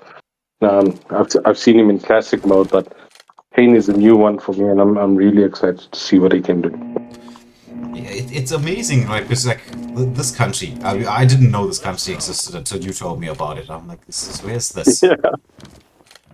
And for them to be bringing out talent like this in such a small location, that's fantastic. But as we said, the Death from Karnage, this is his favorite gun. So we expect some good things from him, but he gets taken down as first blood. But Pain 1v4 going in 1v2 and taking 2 kills to the count very quickly. So going to show that, or showing us that He's not gonna be, although we haven't heard him talk or all talk, he's got the action now. Back it up there as Death gets a kill on board. He's gonna dance around here. Who's gonna get this? They're so close to one another. Oh my goodness, the strafing, that's pretty. Nobody can land the shot until Wyoming manages to get that elimination. So it's going to be 2 for 2. The 2v2s are very intense. It's not as, I would say, action-packed in terms of continuous action. Like I mean, it's not like there is a massive time delay between one and the other, but one action sequence and the next. But it's a little bit more strategic here. I would recommend players moving. I mean, you have to make that decision depending on your positioning in the game, whether to be sticking one behind the other, not exactly linear, but with just in close proximity, and then when to spread out. The communication here has to be definitely on point. As we do see just a slight 2-kill lead. Death dancing around here. Oh, what a headshot! That was next level. Fantastic. And the return kill comes in here from Pain as he takes down 2, keeping the side within touching distance. This is going to be one of those difficult matches here. It's hard to see a clear winner. A strafe jump coming through here. As Pain uses that strafe jump to his advantage, manages to get the pick-off kill. So it's 9-9 right now. Death going for the high ground, but takes a huge bit of tank damage from Dead. Though, oh, he went for the container jump down, but was timed beautifully by Dead as he manages to get that kill and establish just a 1-kill lead. So like we said, I'll make that 2. Dead on fire, picking up a couple of kills. This one's going to be very, very, very intense. I've got quite interested to see how this is going to turn out, but Dead, he just walked into that corridor space, and YME takes him down. It's 12-12. I don't know what you guys think in the live chat, right? This is anybody's game right now. Dead trying to find the angle, but he walks straight into it as Death takes him down. And so now there's a slight lead being built up by Karnage. How are EGSG going to respond? The peekaboo jump peek there. It's 13-14. This is so close. Who's going to win this battle? YME manages to get a kill there for his team, but is taken down by 1v4 Pain. Oh, Death walks around the corridor and takes a blast to the face. Why are we trying to get that high ground advantage at 16-15? We still have 6.5 minutes remaining. So this is, I don't think it's going to go all the way to a 40. It's all going to be about establishing a lead. Will you be establishing the lead and trying to remain safe? I don't know, because there is the rule, no spawn camping or no spawn trapping. Can you use that advantage for yourself in terms of timing? Could be an interesting strat to use the dance around there, but YME gets taken down. It's ESG. They've got their pedal to the metal as they have picked up a 3. Make that 4-kill lead. They've hit the halfway mark with 20 kills. YME trying to get in close to Death, but it's a Pain with that run around, almost like a shotgun blast with the sniper there. Excellently done by him. Tag damage onto Death. Can he get something done? He tried to use that jump from the top. He's dancing around trying to strafe, but the side step there from Pain taking him out of the equation. This is a 6-kill lead. This is going to be, I wouldn't say impossible, but very difficult mountain to climb for Karnage in this first 2v2. We're hitting the halfway mark in terms of time. We're just past the halfway mark in terms of kill. YME gets a quick 2 there as the lead has been shrunk down to just 4 from 6 as Pain managed to jump across to safety. Dead in the equation here. Oh, but YME manages to keep the lead close by Pain. He's got the health advantage, but they're dancing around. They're really close, but it turns around. The Death comes back in, helps his teammate. It's getting close to the 3-kill mark. Back to 4. Oh, make that 5 as ESG are in the house. They're showing what they're worth. They want to show everybody what they're capable of doing.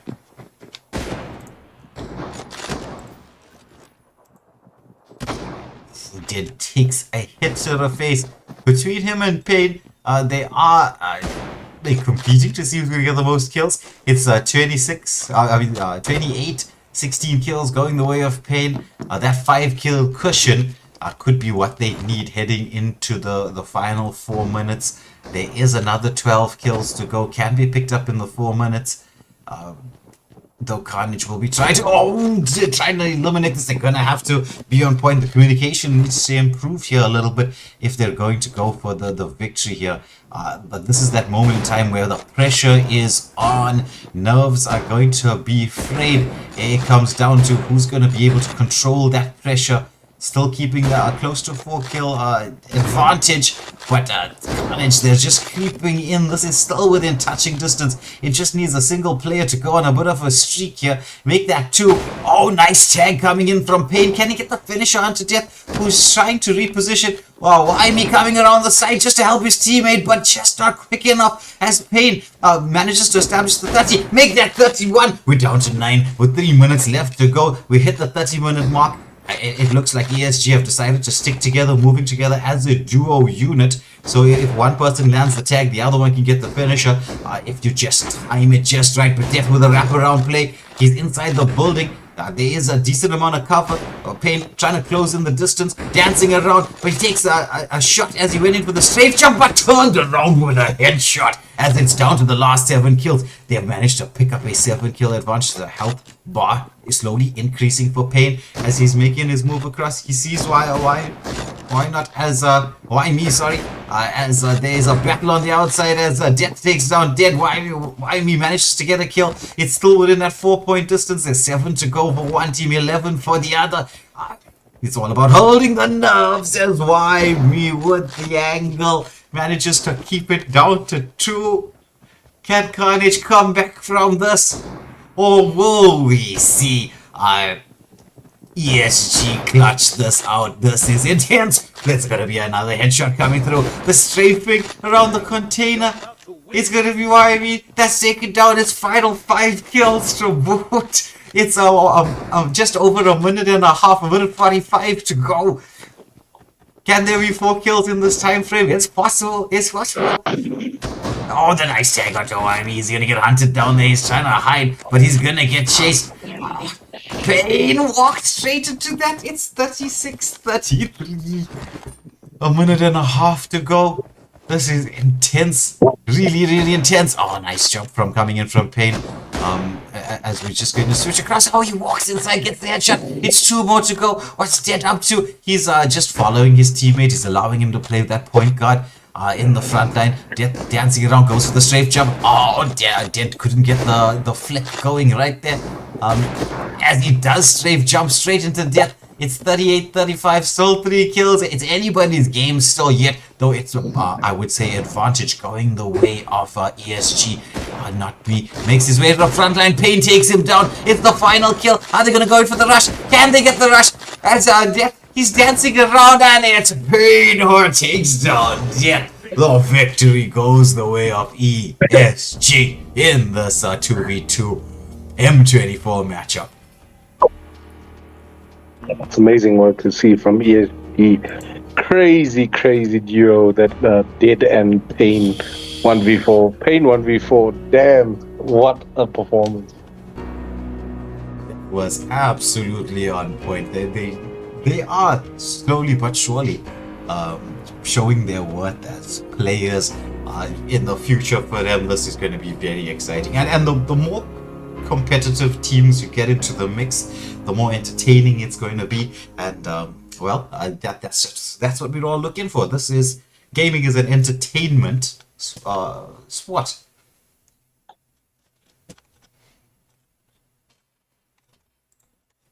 And so we will be moving next into the 2v2. M416s coming out next as our final 2v2 for the evening before we go into the hot seat, the 1v1s. where it's all gonna be about who is best. You cannot hide there. It's all gonna be live for everybody to see. There'll be no escaping there. The 1v1s have that just that extra level of intensity in terms of what you would expect in the matchups, because the strategies for 2v2 or the 4v4, you have your teammates to cover up, so you don't always have to be the one who gets the elimination. Sometimes if you're playing in the front line, you're the person who gets that little bit of tag damage, and then from there you have the ability to let your teammate finish it all off. But in this 1v1 situation, it's going to come all down to timing your decision making, knowing when to be aggressive, when not to be aggressive. But well played to both teams so far. Karnage, as we know, this is a very dominant squad. The last time we featured them, they got some teams to rage quit. It seemed like it was heading that way after the first game, but ESG, hats off to them, bringing things back to a sort of equilibrium, though in terms of the overall lead, it still goes the way of Karnage at this moment in time, having picked up from the 6 games that we've played so far, 4 victories. As we're heading into game number 7 of the 10-game series.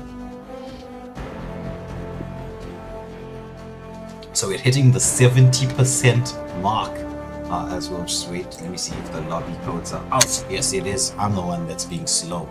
Let me get this lobby code into the mix here, and we'll be heading in to this next 2v2. It's M416s.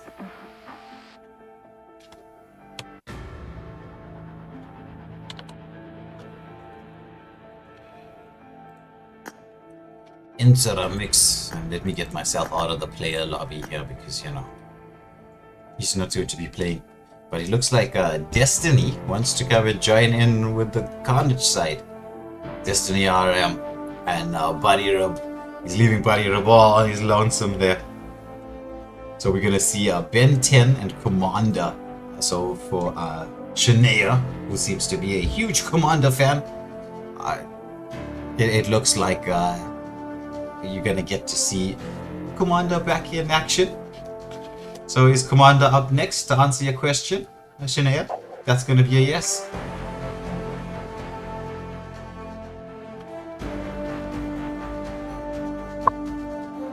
And I'm guessing that Twinkie Winky won the first. I don't know if there's a Twinkie Winky 2, but if there's a Twinkie that we just know there's a Twinkie Winky 1. Seems to be Winky. yeah, seems to be an ESG fan, so very happy with the victory here. It's Dead back into the equation, so it's Dead and Buddy Rup up against Ben 10 and Commander, Shania's favorite Commander, back in the mix once more to try and get another victory on board for Karnage.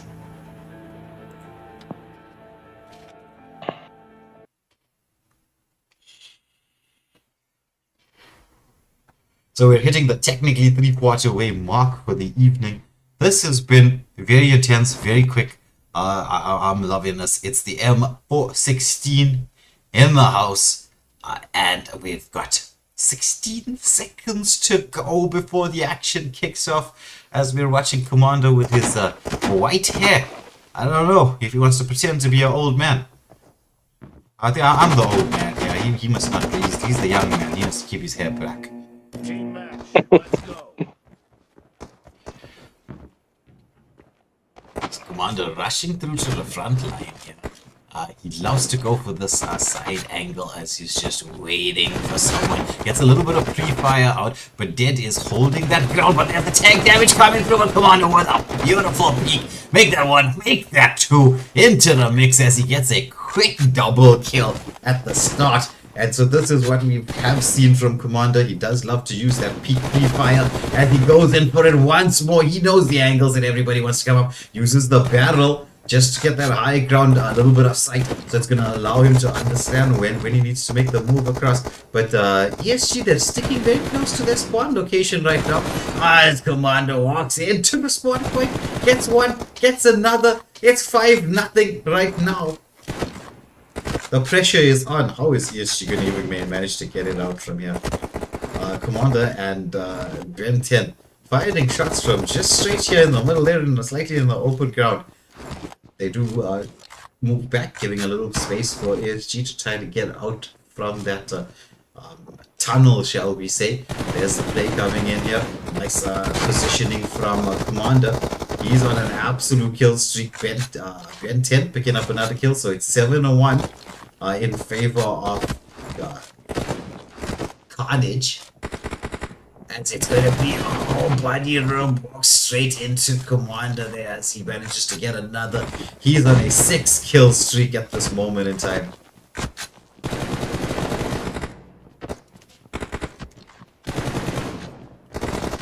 Using that peak pre-fire very much to his advantage. Ben 10 picking up another kill, so this is 9-1. This is a bit more devastating, but this time body up from inside of base manages to get that elimination. So ends the 6-kill streak from Commander.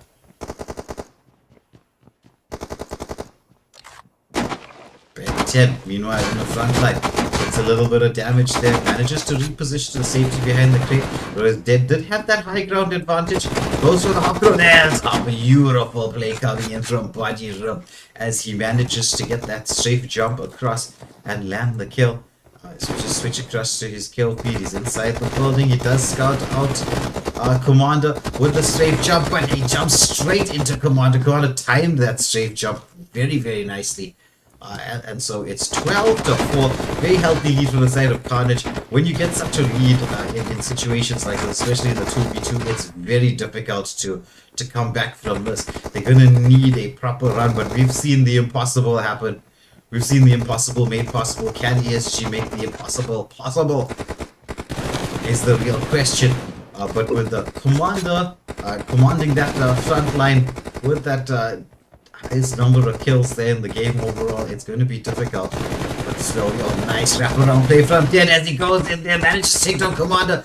But it's going to be Ben 10 respawning and getting the kill in response. So it's 14-17. We're hitting the 6.5 minute timing as Body Rub is gonna get taken down as he made his way in towards the warehouse. And once more Commander picking up another kill.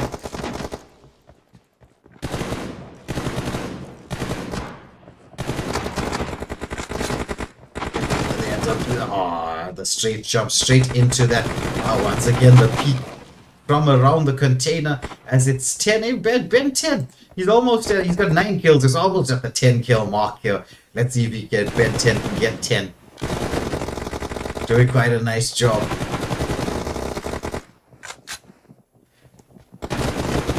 Oh, nice headshot coming through there from Ben 10. But it was a Commander who managed to get that kill. So some teamwork coming through from both the players. Ben 10, he peeks around the corner. He's on 9 still. He's trying to get to 10. We'll root for him as it's 23-8. So this game, Commando are legendary right now. He's back from the dead, back with vengeance. As he takes down yet another. It's Ben 10, finally gets to his 10 kill. Commander on 16 already. No, he didn't get the 10. Commander stole it from him. Come on, Commander. Let Ben 10 get his 10. Make that 17. It's 14 kills to go with 5 minutes remaining.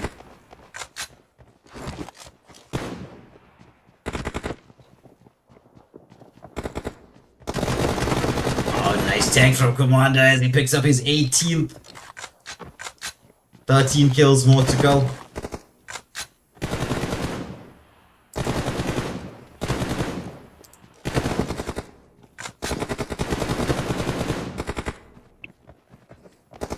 Commander on top of the building. What the play?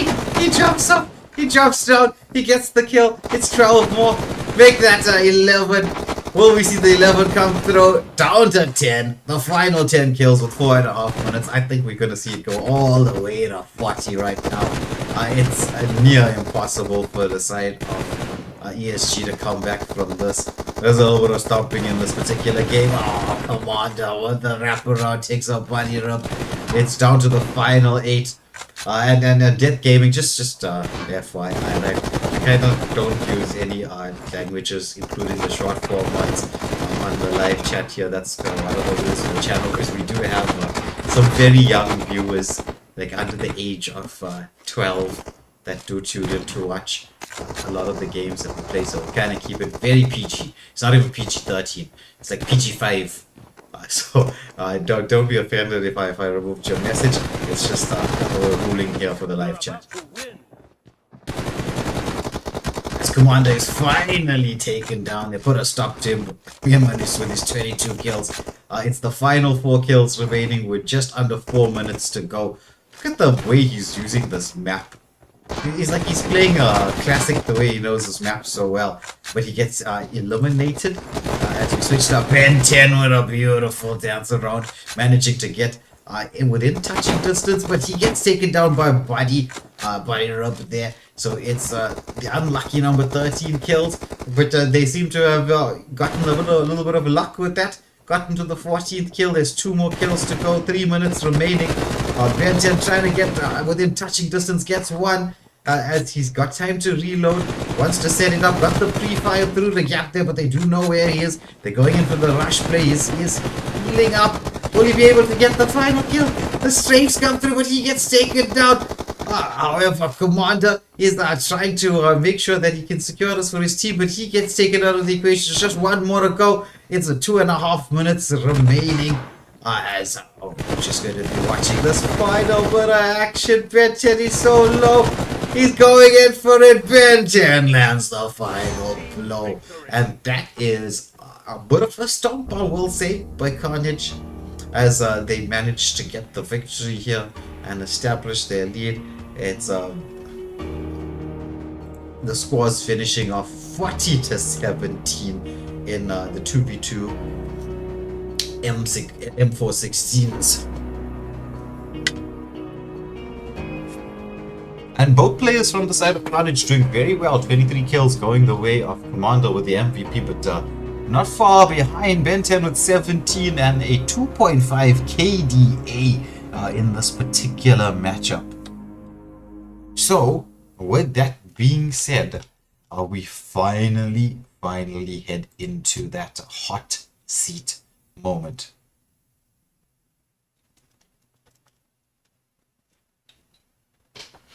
And so with this hot seat moment, it's going to be our first 1v1 of the evening.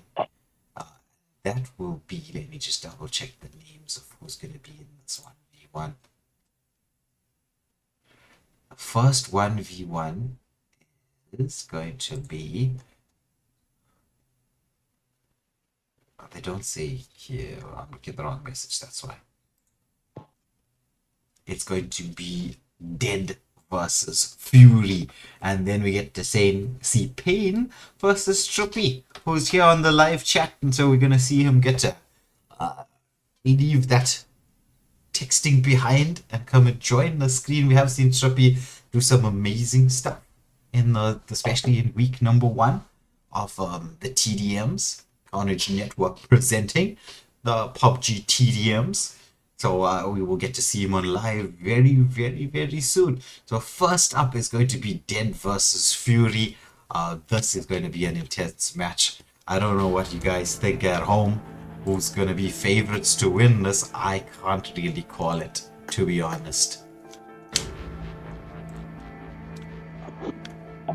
I think with the quality of play we've seen from the ESG side, I think we definitely should expect some real competition here in the 1v1s. You'll see that from the Karnage side, you won't see any of the guys you've seen previously.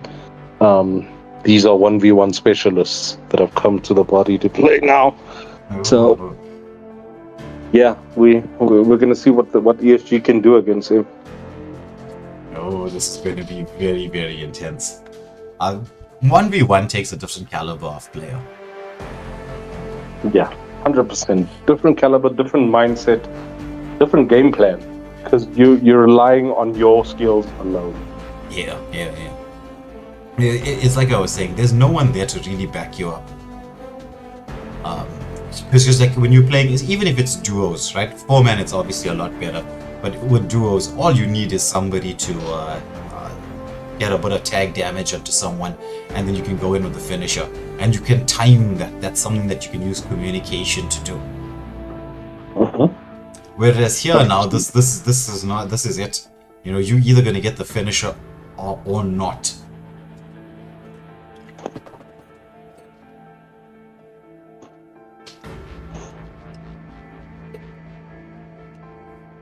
Both players are in the lobby. The match is going to start now. The action is, as you can see, intense and non-stop as we head into the first 1v1. At least it's I'll say this much for all of you tuning at home.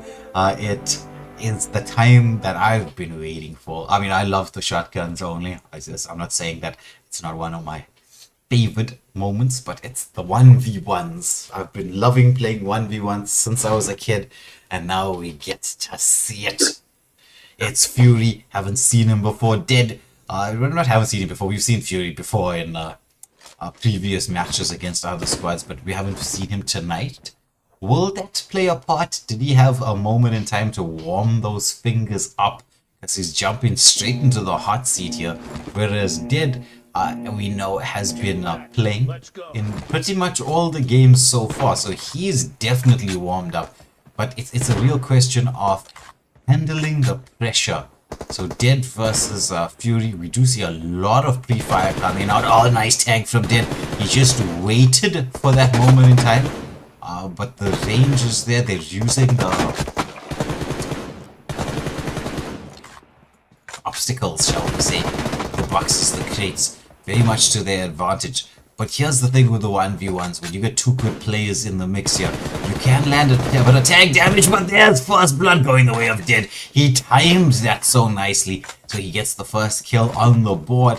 Fury must be a little bit furious with that rush play of his. He walked out into the open, and that's the thing. You show your face, you're gonna get taken down. So he wants to get a kill in response. And manages to from range. That was such a tight angle that he managed to get the pick off for. So it is 1-1 right now. The question really is, at this moment in time, how do we get the setup for the kills? If you rush, you're gonna get crushed. There's gonna be a Fury into the open ground, peeks around the corner, and Dead manages to land that kill with a nice tight control on the recoil. Fury has to try to get something done. He's getting tagged out. Dead timed the rotation very, very well. Will he go for the rush play? He's trying to, but going into the rush play might be dangerous. He goes for the prone position, but the strafe jump comes out from Fury as he evens the score out 2-2. This is one of the more intense 1v1s I've seen.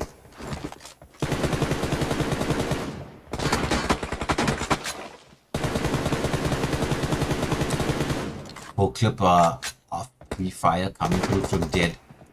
He does see Fury. He has to reposition himself here. You can't fully back off. Oh, he uses a nice dodge around there, but who's going to land this? The strafe is happening. Fury with a tight control at the tight angle manages to get the elimination. So he's one kill to the good at this moment in time.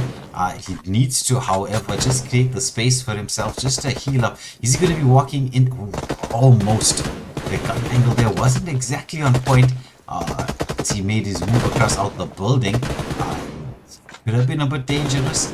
There's the tag coming through from Jet. He's using those strafe jumps very effectively, but Fury has a lot of experience. He's warming up to this. He gets the strafe jump in. Who's going to be able to get this? Oh my goodness, the repositioning. It's a 1 HP escape there from Dead. This is 3-3. This is nail-biting stuff. Edge of the seat stuff. As Trippy saying that Dead is favorite here, but Fury is really good. Well, you can see how intense this matchup is, Trippy. Well, we're going to see how intense your matchup is just now. Let me just add a little bit of pressure here to the mix. Fury is hoping to get this wraparound play, but he's going to get tagged out by Dead. The safe jump comes in, but Dead manages to now establish the lead, but this lead is going back and front. It's a little bit of a pendulum. It's a kind of seesaw action in the mix here.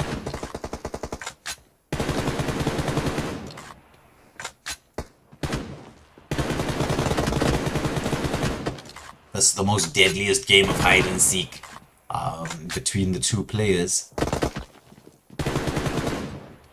It's a bit of a chess match between the two in terms of movement. Nice tag coming in there from Fury, but the return fire from the but as Fury uses that strafe jump to clear the space, close the angle, timed that, and managed to get the kill. And so now it's 4-4.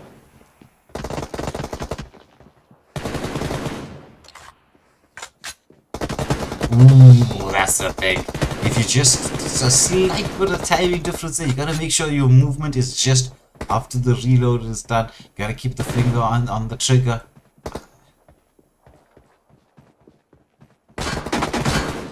Nice flick movements here from Fury as he's making his run across. Oh, there's the strafe jump coming across here, but he takes a lot of tag damage. Has to reposition, wait for the heal to go. He's gonna have to force Dead out of that particular space. The heal is coming through right now as they're doing the dance around this log. Who's gonna get the fire?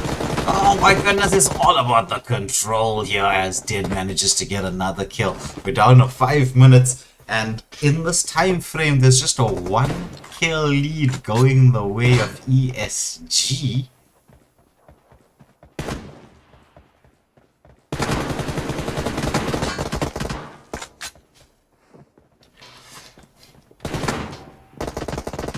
Judy trying to get that kill count evened up here, but oh, Dead, he's got that bit between his teeth now. He's found the angles that he needs.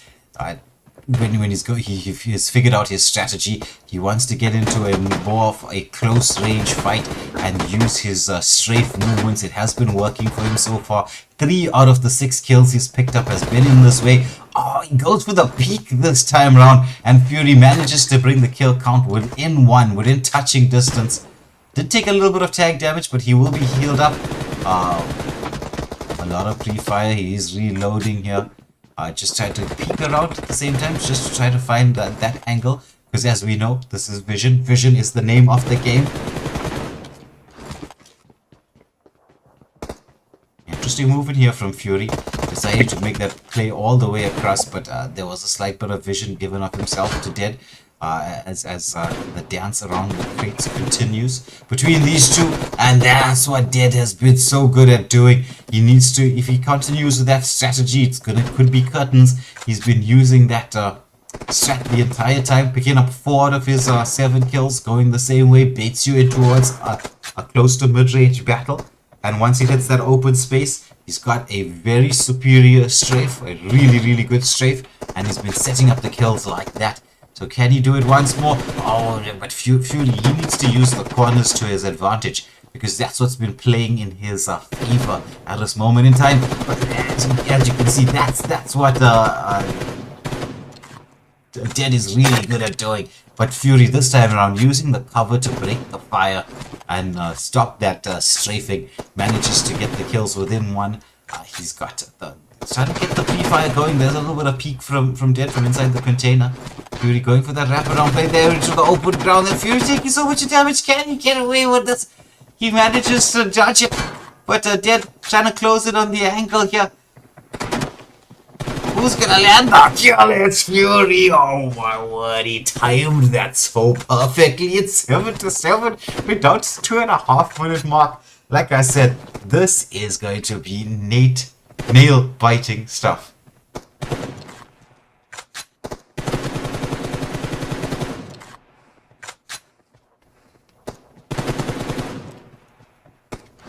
Absolutely nail-biting. Oh my goodness, Fury taking a lot of damage. Yes, it's gonna be 8-7. I think this next minute is crucial. This one could set up who's going to be the winner of this particular match, because this is as tight as a 1v1 has been since we've set up the streams. Oh, dead! He gets taken down. It's 8-8. Everything comes down to this next 45 seconds because the last minute is where you can, if you just gotta get a 1, maybe potentially 2 kill lead, then you can go for a safety first option and force the play to come towards you.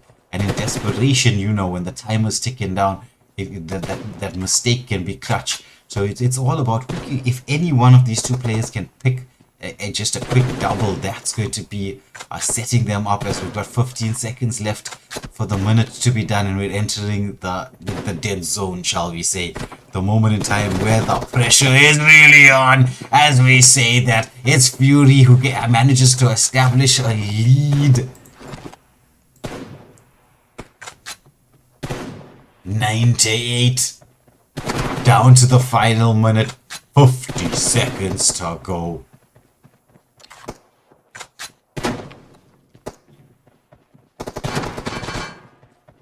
Fury using that range to his advantage. He knows that if it ends in the open space, the strafing from dead is going to cause that problem.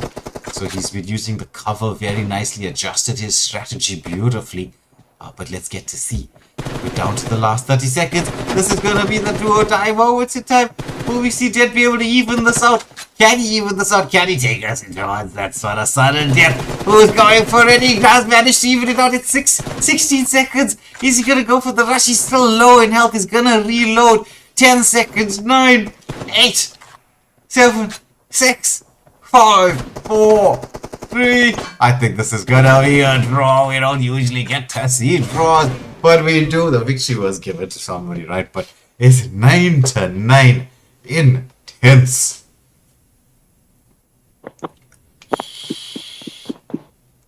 Yeah, that was a really good one. See, they really came to the party for ESG now. I mean, Fury is seriously a 1v1 mechanic. And to put up a score like that, drawing against him is just amazing. Well done to Dead. Yeah. Brilliant performance. Actually, I would say a brilliant performance from both players. This was absolutely intense. Absolutely intense. But we'll be going into the next 1v1. So, Trippy, I hope you're ready. Everybody's going to be watching. As we will have the room set for you, right? If you all just give me just 10 seconds, I need to refill this water bottle of mine. I've been casting since like 4 o'clock, right? So it's thirsty work. This is like about... Yeah, true. It's been about 5 hours of casting. So I'll be back just now. I just need to fill some water.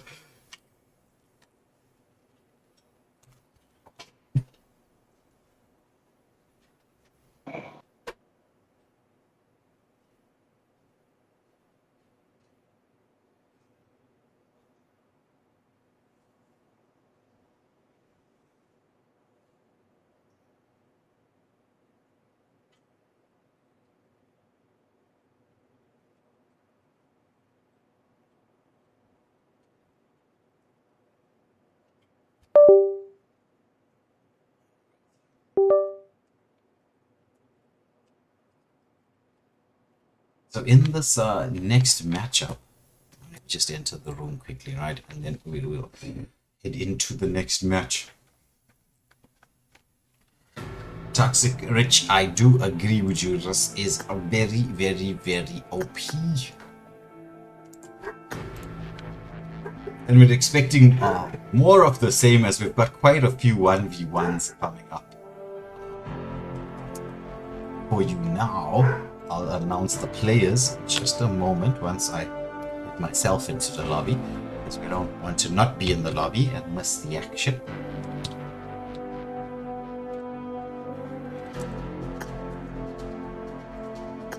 Alright, so I'm in the lobby. As far as I know, this should be Payne versus Trippy. Ooh, yes. This is the one I think Trippy was waiting for. This is one we were waiting for too.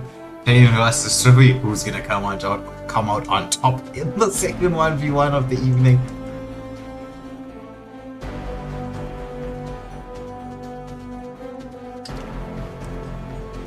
Like the first match, this is going to be one of the more difficult ones to call. Pain already in the lobby, and it's really a question: is Trippy warmed up? Does he need to warm up? You know, Pain is warmed up.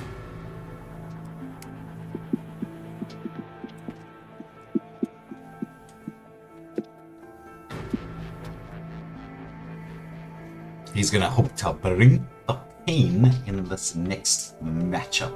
Yeah, Trippy's getting ready. He's probably getting his finger socks on. As I've heard, finger socks are a very, very important tool to have for PUBG. Especially if you're like me and you can get in the pressure moments, the hands get a little bit sweaty. Fingers can start to slip.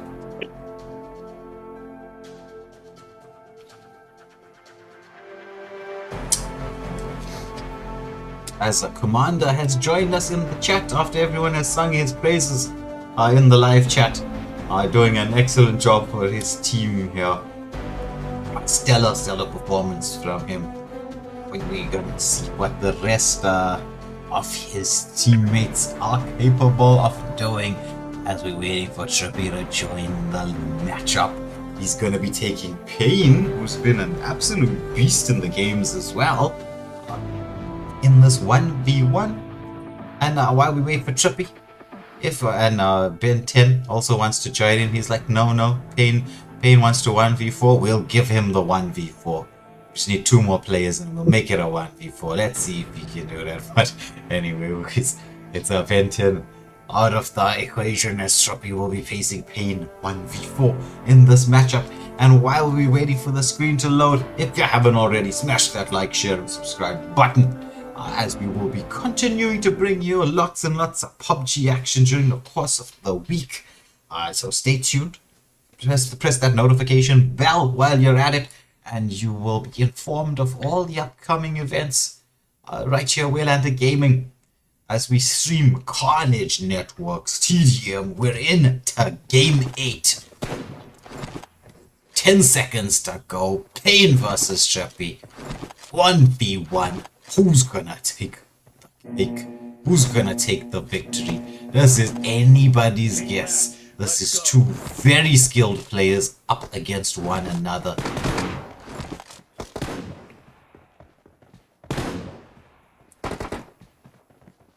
Just like the first game, I wouldn't expect there to be a very high kill count. As we can see, these 2 players... Oh, nice tag there from Trippy. He gets the tag, he repositions. Will he go for the rush play? He does know that he's in the container. But as we all know, if you rush, you get crushed. So it's not the best thing to do. There's the dance around, but oh my goodness. Both Pain and Dead have this beautiful strafe movement that they seem to pull out at just the right time. So first blood going the way of Pain. Can Trippy even this out? That's the question. Pain bringing the Pain in. He wants to go in for that same strafe movement, but this time Trippy using the containers beautifully. He timed that. It's again, if you know your opponent loves to use strafing to try to get kills, use the terrain to your advantage. Nice tag damage once again from Trippy. He's using the angles very much to his advantage. As Pain is on the hunt with a lot of pre-fire. Once more, look at the strafe movement there from the side of Pain. Ends it off with a strafe jump kill.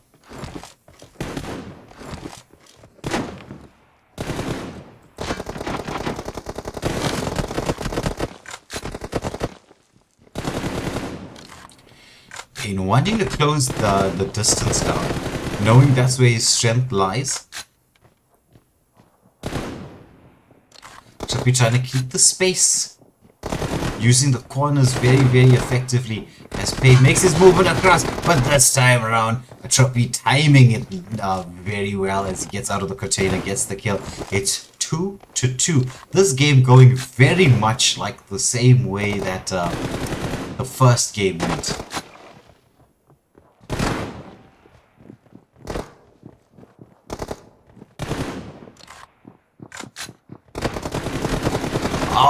Trippy now establishes a little bit of a lead.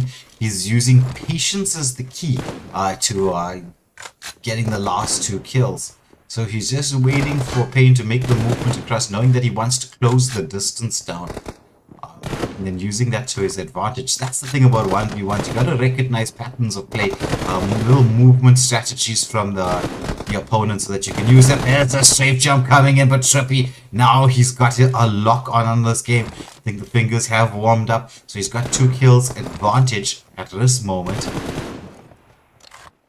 But as we know, in these 1v1s, anything can happen. Payne gets the tag, but he doesn't want to rush in. He's got to time this. Oh, Trippy almost managing to get this, but once more Payne straight jumping his way to victory. So he gets 3 kills. It's just 1 behind. Pre-fire onto the top of the container. Nice thought process there. Trying to land the tag. Oh, but he gets into the open space. Trippy gets that tag, but who's going to get the strafe? And it's going to be Trippy who manages to get the kill. He's securing those two kills advantage. He wants to keep that advantage going, shall we say. Waiting very patiently. Takes a little bit of tag damage, but did return that onto Payne. Trying to find the angle.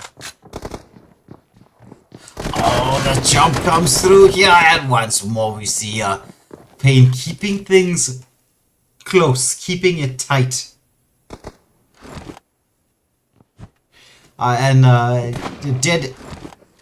will say this, although I'm not Karnage's spokesperson, just from listening to the conversations with King Ravi, the man in charge of Karnage Network, he was quite excited by your team's performance. So we're hoping, all of us, to see more of your squad and more of the action you can bring. I mean, your players and especially you as the captain leading from the front.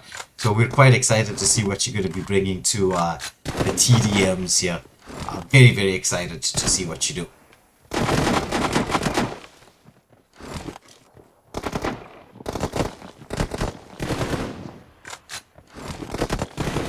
Dance around the container, but Trippy now, he's got the butt between his teeth.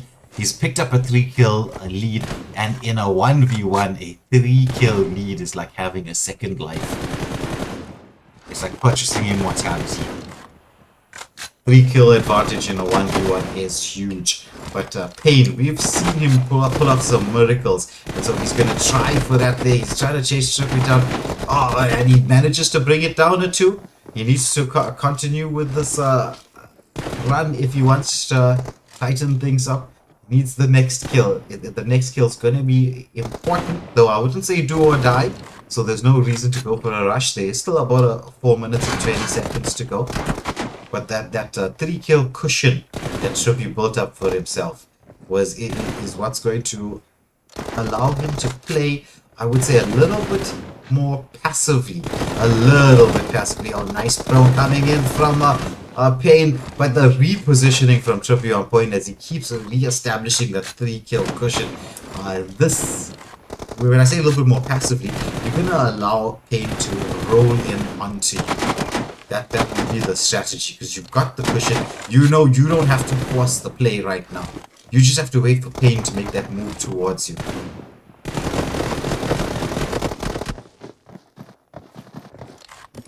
Payne once more with that beautiful control that he has on in those very tight positions, managing to get a kill.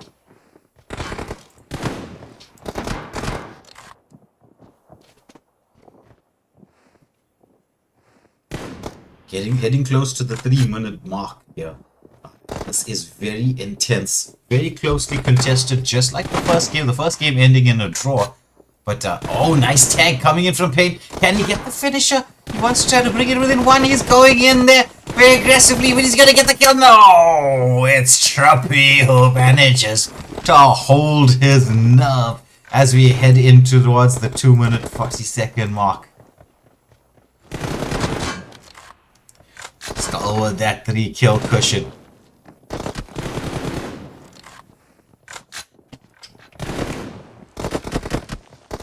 dancing around here, but he's gonna get taken down. It's 10-6, 2.5 minutes to go. It's gonna be something special needed from Payne here if he's gonna try to pull this off. Has the skills to do it. It's the question of can he get it done. Will Trippy give him that advantage? We know Trippy in these 1v1s is one of the deadlier players. Dance around happens. It's 11-6. This is what we were talking about. The moment you've got that cushion, that cushioned advantage, you don't have to force the play. You're gonna have to. It's going to be your opponent who has to make the plays, and you can just take your time. Basically, to set up, knowing that they have to be the ones to close the distance. And if they close the distance, the open space is what kills you. As you can see, whoever enters the open space first is at a disadvantage. With Trippy right now, he's just seizing the opportunity, driving those nails into the coffin. He's got a 6-kill advantage. It's 1.5 minutes to go. We'll see that timer ticking down very, very quickly. Payne with the reload, but can he get this done? He does have the health advantage. He manages to pick up another kill. Needs to go on a bit of a run right now, but it's 1 minute 15 seconds. Trippy just has the luxury of waiting this out if he so chooses. I know he's not gonna do that. He wants to go in for blood. Goes to the high ground. Could that have been a mistake? Yes, it is. It's gonna be 12-8. It's down to 4 kills. Payne, he's like, I've got to bring this. He's holding his nerve. He wants to finish this off here in style. Loading a lot of pre-fire. As Trippy is trying to get that jump. Use the high ground advantage on top of the containers. Moves in. There's a dance around here. Who's gonna win this? Oh, the reload! The reload was just not at the time that we needed. As Trippy timed that reload, you can hear the shots. You can hear when there's gonna be a reload about to happen. Seized the moment, came out of fire, out of cover, and managed to get the kill. That's why you gotta get that tight burst in. Trippy picks up another kill. It's 14-8. We're down to 7 seconds. This should be it. We're heading towards the final 3, 2, 1. They are going for a battle, but the timer has ticked down. And it's gonna be Trippy picking up the victory in this 1v1.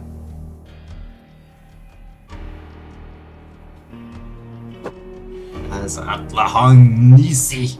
Yeah, the dub does go to Trippy there. He managed to pull off a substantial lead, and well, he went with it. He locked on, he got his game face on, and managed to seal the deal. As we will be heading now into the next 1v1. It is the penultimate. This is the main event. It's Salami up against Kick-Ass. I wonder, is this that Kick-Ass from the movie? Did he name himself after the movie Kick-Ass? I kind of like that movie. I think he probably did. But trust me, it's a fitting name for what he can do. Okay. I'm interested to see what's happening. As Commando in the live chat is saying he's now scared of Trippy. Maybe we should get them to play a 1v1. Commander versus Trippy. Karnage versus Karnage. They do that all the time. They train each other. Yeah, well, the saying goes, iron by iron. Commander always comes out on top. Oh, that's why you're saying that. I see. Interesting. Right, so as we get the lobby set up for you, I'll just have the pause screen up and running for a few seconds. We'll be back in just a moment.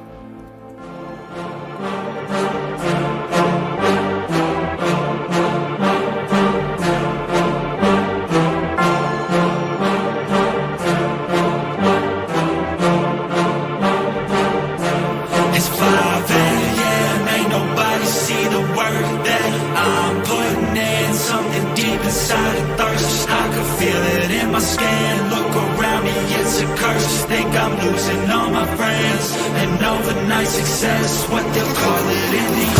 I got this This hunger inside of me, violently scratching and clawing. The scars multiplying, I need something more in this life. It ain't finding me, fuck it, I'm done being silent. You see, I need purpose, a reason to think that it's all fucking worth it. A reason to wake up and live in this circus. A reason to fight all my visceral urges. Growing up, never felt like I fit in. I still don't, but it's better when I get wins. On stage, looking out at my best friends. We gon' get real loud till the night ends. I get pissed that I still don't have a top 10. It's a fucking boys club at the top then. Like I bracket haze just to get in. I ain't doing that shit, I don't pretend.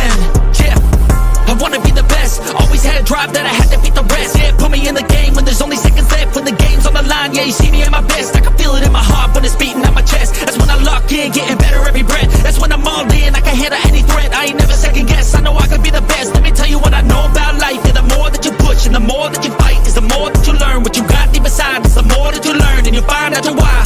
It wasn't ever that cool to be a tryhard, but all the cool kids didn't make it that far. It doesn't take education, it takes smarts. It takes fucking hard work and a full heart. They ain't see the work that I put in. They just see a rock star with a big grin. That's cool, I don't need recognition. I just wanna be free, that's a must win. Try me in a race, I'ma dust them. If the money hot and tell them I'ma bust in. I don't understand, hate all the fussing. Get a job, get a life, go do something. 5 a.m. Ain't nobody see the work that I'm putting in. Something deep inside a thirst. I can feel it in my skin. Look around me, it's a curse. Just think I'm losing. Alright, hello everybody, welcome back. We were heading into the co-main event. As a Toxic Glitch says, Kick-Ass is OP and is gonna win. So the first vote in the way of Kick-Ass. Where's the ESG response? Are they gonna be rooting for their team here? And Trippy does not want to play this 1v1 in front of everybody. We're gonna have to maybe incentivize this at some point in the future, as we're just waiting for Salome to enter the lobby and get us into the co-main event.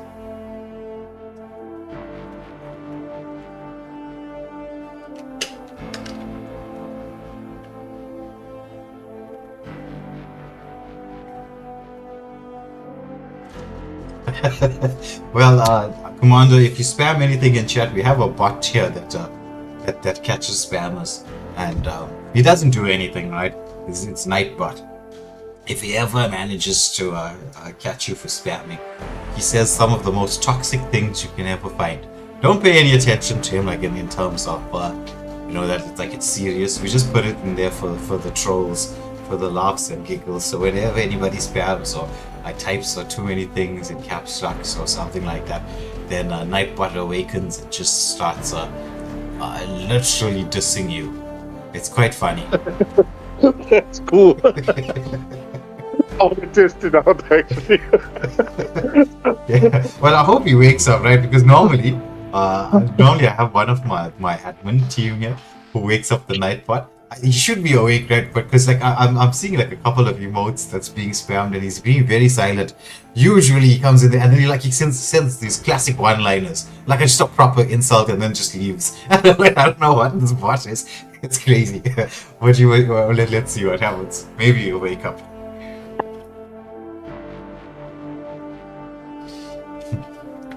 But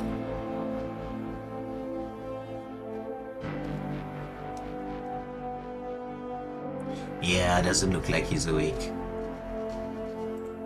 Let me see if I can wake him up.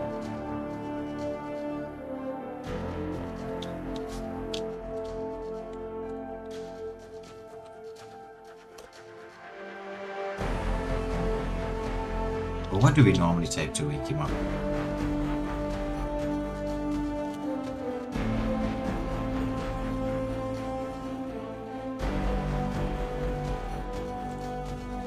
I don't know, this Nightbot doesn't want to wake up. You're saying it's Sunday. It's Sunday evening. Leave me alone, it's work tomorrow.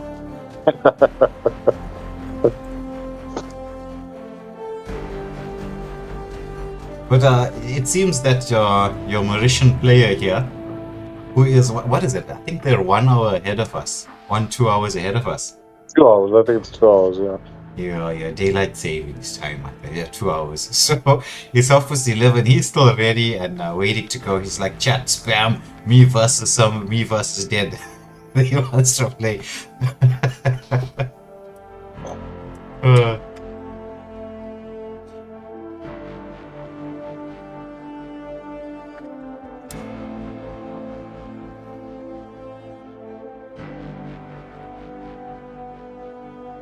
wonder where Salami is. I hope I'm pronouncing that name correctly, right? So if anybody knows whether I'm butchering the name or not, just let me know. Because I've had my moments. I've made some horrendous mistakes in pronunciation of names. And then I get angry DMs. It's like, that's not how my name is said. I'm like, then use normal letters when you're spelling it.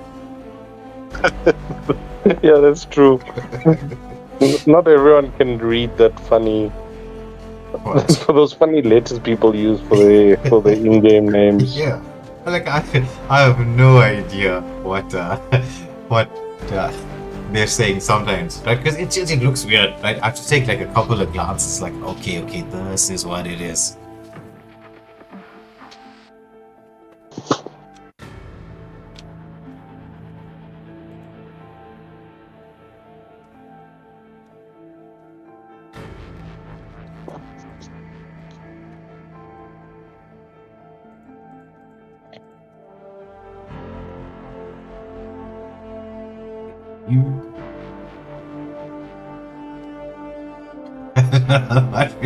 It's not good. It was supposed to actually say what the weather was when you put that command in. I don't know what happened tonight, but there's an actual like features where if you type in like exclamation mark weather, it's supposed to tell you what the weather is in the area where you're saying.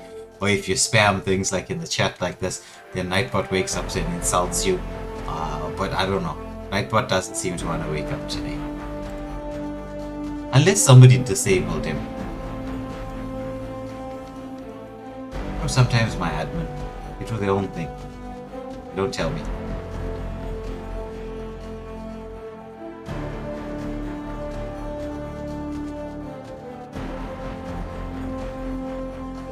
Alright, so into the main event we go. It's a body rub up against Kick-Ass. Because we're heading into the game. Yeah, he's definitely sleeping, Commander. Definitely sleeping. It's a Sunday evening. You know how it is on Sundays. You get a full belly and you just wanna sleep. Except if you're like us, who have an addiction for gaming. When you're a gamer, you ain't get no sleep. Sleep is for the dead. Sleep is for the dead. I say that all the time. I'm like, yeah. It's like I recently bought Elden Ring, and I was working on Saturday. Oh my god, yeah, you must be putting in hours there. There's so much to do. I've seen a few of my favorite streamers play it, and it's just so vast, the amount of things to do there. Yeah, it's also like the level of difficulty on that game is pretty intense. It's not as bad as or as difficult as who's gonna get the first blood here, Kick-Ass. He's got him solo, but Kick-Ass has taken down his body room, gets first blood in this co-main event. It's not as difficult as a lot of the Souls games, but it's very, very challenging, I must admit. I played it for like 7 hours from Friday to Saturday morning, even though I had work Saturday morning. So, you know, sleep when you're dead. Oh, nice tag here from Kick-Ass. He waited for that safe jump. That was some lovely timing from him in terms of the prediction. And so once again, it looks like we're heading into these unusually intense 1v1s. I will say this, King Ravi, compared to some of the 1v1s we've seen in the past, this ESG vs Karnage 1v1 has been absolutely intense. Yeah, I think it just naturally felt like that. I mean, when we ask for the player lists from the other clan, we don't necessarily show them our list, and vice versa. Yes. So it's always a random pick, but you know, we've always been quite clear that in the 1v1s, the prelims start off with, you know, the less strong players, and you work your way up to your strongest. So the matchups tend to be quite equal. Because of that setup. Yeah. But I mean, that's how it should work. I mean, this is the co-main event. You expect two very top tier players to be at it. Yeah, we consider it, you know, like weight classes in fighting. I mean, these are players of the same weight class, middleweight, featherweight, whatever it may be. Yes. Agreed. So now we enter the heading towards the big boy time. As it's two very good players here. And you can see right. It's 3-2, and all these matches right, except for the last one, and there was only towards the end. Once Trippy got his like he sort of figured out the movement of Pain. Like you could see Yeah. he figured it out. He saw that Pain likes to close the distance, fight in the open spaces and use that strafing left to right, because he's got that mechanic on point where he keeps the crosshair pretty much stationary and just moves left and right and then locks onto you and gets the kill. And so once Trippy realized that, you could see he started using the corners more. Yeah, definitely. I think Trippy realizing the gameplay of his opponent was just star quality right there. Yes. Being able to do that just puts you at such a big advantage, and he capitalized amazingly on that. Yeah. Agreed. I mean, but that's what 1v1s are all about. It's like it's mental chess. You notice that lots of people have certain patterns of play. I mean, everybody does. Everyone has a pattern of play, and then once you figure it out, it just takes the first couple of kills, first couple of movements, and then from there, once you figure it out, you can lock on and you know pretty much what they're gonna do. There's some people who favor strafing left instead of right. It just depends. And then you know what you can do from here. As Kick-Ass, he's just stepping up a gear. He's pulled a 4 kill cushion in his favor, and as I was saying before, 4 kill cushion, make that a 5 kill cushion. This is like having 3 extra lives. You're really going to be forcing your opponent out from there. He's the one who has to make the plays. And I don't know what it is about the aim mechanic. Running forward actually decreases your accuracy ever so slightly. It's been like this, whether it's a first person or third person. Oh, lovely kill coming in from Kick-Ass there. It's been like this, first person, third person, no matter what shooter you're playing. It's just something about the way that your movement works. When you're moving backwards, it's easier to hold the crosshair a little bit steady. Yeah, it's weird, and I'm not sure where they come up with that, because if I think to myself, in reality, I would assume I'm having more control moving forward. Yes. I don't feel I'd be more comfortable shooting backwards or moving backwards and having a better aim. Yes. So but I mean, they surely have done research. They've done testing with real life scenarios to figure these things out, surely. So yeah, maybe in real life scenarios, this is how it actually works. Possibly. But I've been using that from the Quake 3 days, where when I move like strafing, right, it's not necessarily side to side, though you can do it side to side if you do it in a slight square movement. So it's like just 2-3 steps back to the right, front, and then across, and then it just somehow keeps that crosshair perfectly pin straight, where you don't even have to worry about recoil or anything, and it works like Counter-Strike, everything. But obviously, I play mainly on PC, right? So it's a mouse and keyboard kind of thing. So you got a lot more control in terms of your crosshair, recoil ability, like what you can do, the tricks and flicks as well. But I tested this out on the practice ground on PubG, and I was like, yeah, it's still the same mechanic that works. Yeah. Have you ever played PubG PC? No. I only played the mobile version. Okay. Yeah, I've got a few players from the clan that actually play PC as well. They're into Warzone as well, but they also do play PubG PC. I think I'd like to get it. Yeah, I mean, it's pretty much the same mechanics as with pure Call of Duty, so there's not much difference besides what the game offers. Yes. Yeah, I would like to try it, because I have been watching on YouTube a lot of the pro scenes, the pro players playing on the PC. It's same here. I do. I watch a lot of them. I mean, I love the streams they do on PUBG. It's really amazing. And it's also nice to see the maps we know on mobile um, you know, blown up with that high quality, high definition. It's just amazing. Yeah, it really does look beautiful. Oh, as you can see, it's 8 to 12. Kick-Ass still keeps that 4-kill cushion as we're heading into the 2.5 minute mark here in this particular event. Yeah, the graphics, but also the teams. Like I do watch a lot of the IESF stuff. There's some surprising teams in the mix. Like I was watching a game not too long ago where Pakistan was just ruling the roost there. I was like, what's going on? They have very, very interesting strategies, and a lot of it can be adapted for the mobile scene.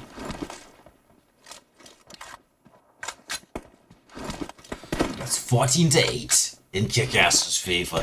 He's established the lead. He's figured out the movement of body rub. He's gotten himself in a very, very strong position. It's gonna be, oh my goodness! Look at that flick coming through from Kick-Ass.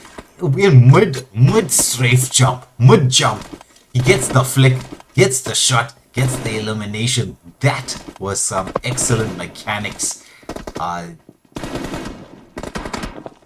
Kick-Ass on fire as he's got that 7-kill advantage. He's timing his movement very nicely. It's 16 to 8, a minute and a half. Buddy Rub had a very strong start to the game. Everything was pretty much even, and then like we get to see, the experience does show. The experience counts as Kick-Ass has just pulled a massive lead here in this 1v1. We're heading down to the final minute of the game. Oh, he uses the container there, but just as he was jumping, couldn't get the flick going because the angle that he was at was just slightly off. As we head down to the final minute of the game, into the last 50 seconds.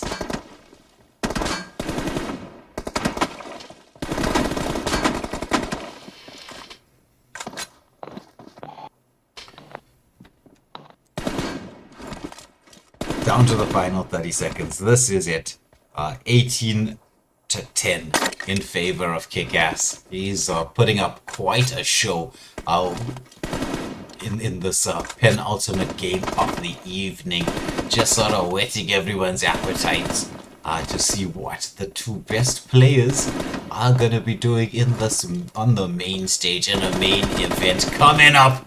19 kills, one more for the road. We've got 6 seconds left, 5 seconds, as this should be it.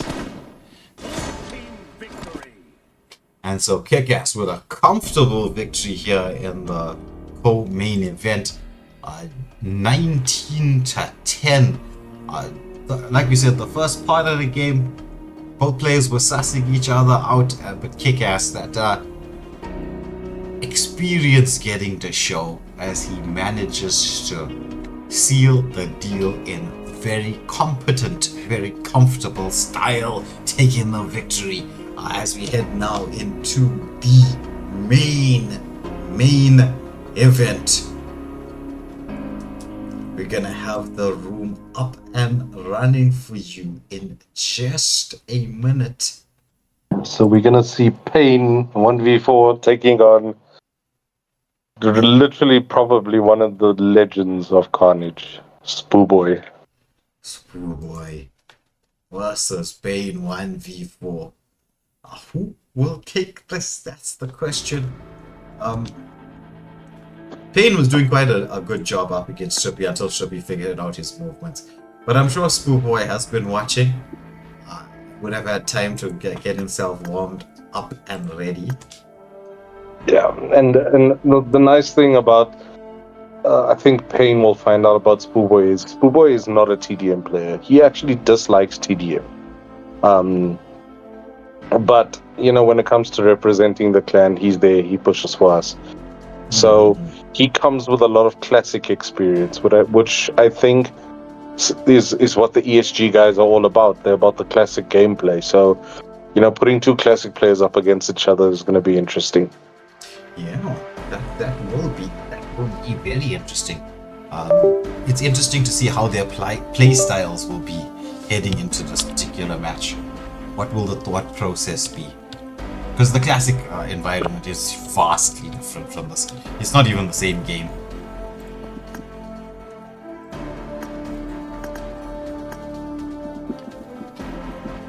But nice words coming out from Commander there to the ESG clan.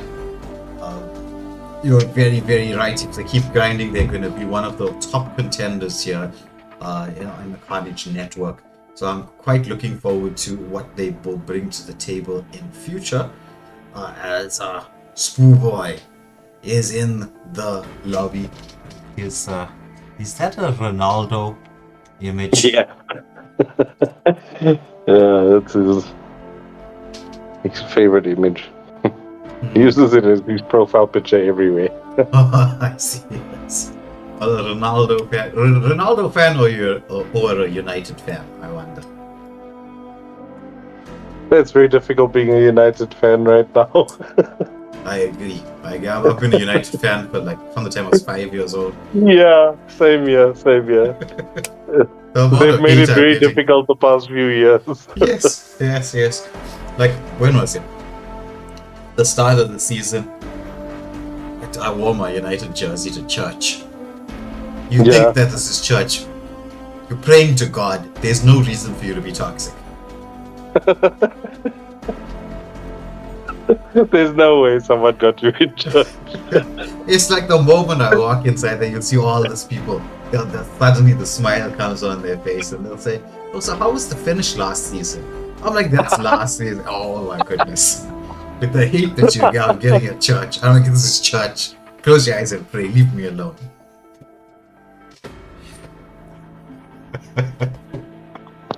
Oh, so Toxic Rich already calling out the winner, stating that it's a matter of fact that it's gonna be Spoo. But let's get into this game to see who's gonna win. It is the main event. It is Pain 1v4 up against Spoolboy. This is it. This is the moment we've been waiting for. This is the heavyweights. It's round number 1 of 1 round. So the seconds are counting down. It's 5, 4, 3, 2, 1. Into the game we go. So all bets are on. Who do you think is gonna be drawing that first blood? Pain getting the vision by using that high ground advantage. There's a bit of a peek coming out from both players. They manage to tag each other, but Pain gets the first blood. He's so low, but he manages to get first blood in this matchup, just like he did the last time round. But will we see Spoo coming in there? He's dancing around, but Pain in these close quarter combat situations is absolutely deadly as he picks up another kill in his favor. It's 2-0. Make that 3. Pain on point.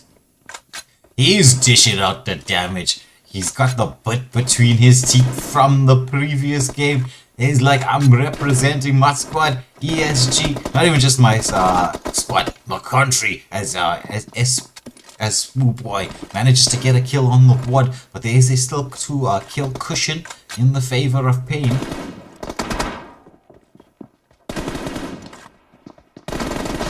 Oh, Pain with another kill. It's 4-1 in his favor. He's racking up the kills, just looting up here.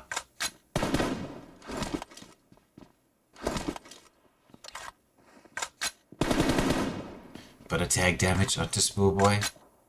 Pain with the peak. Spoolboy with the high ground has to drop down. Because Pain is using that tap and go just to land that tags. But now the dance comes around and Spoolboy gets another kill. It's going to be a 4-2. But Spoolboy has to pick up the pace a little bit, though it's not necessary just yet to be too aggressive. He takes a bit of tag damage while he was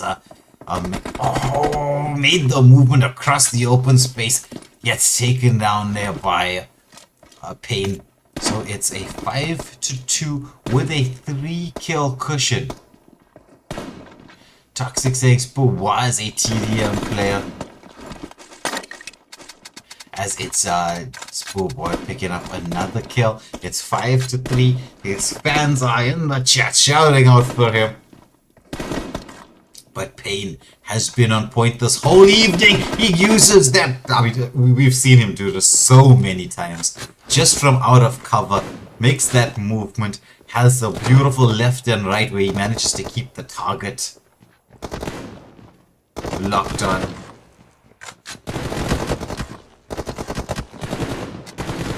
Nice dance around. It's 6-4. Still 2 kill cushion for the side of ESG.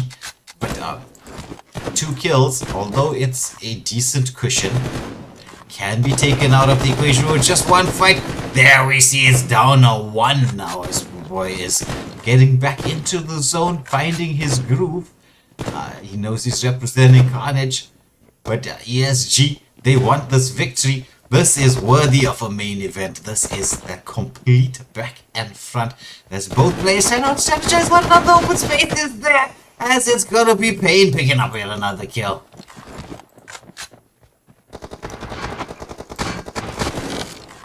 Payne is a little bit low in terms of health, but he will be healing back.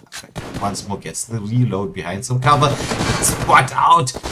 Boy makes the move. Was a little bit dangerous. That kill could have went either way, but Payne with that fast fingers, as we know he has, just locking on quickly, managing to get now the 3 kill cushion.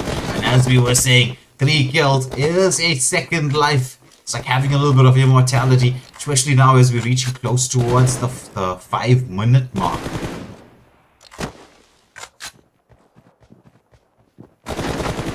Anti-tag damage coming from Spo, but Payne, he responds, but oh, now we're down to 1. It's still, there's still an advantage, still a lead, but Payne has to maybe take a step back, reevaluate what he's going to do here.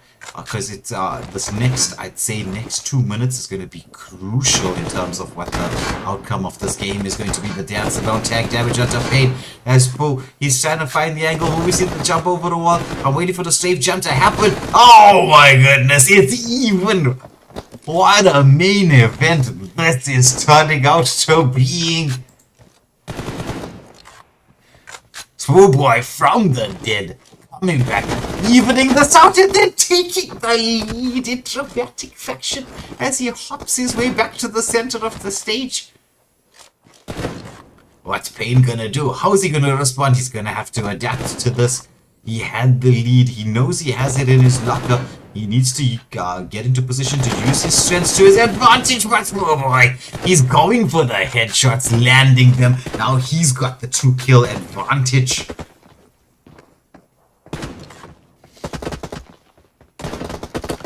Damage onto Spo,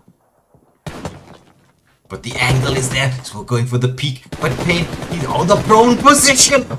A prone move from Spo Boy. He's now picked up a 3 kill cushion, and so now he has the advantage. How is Payne gonna respond? He's down, but he's not out. We've seen his technical skills. We know what he can bring to the table.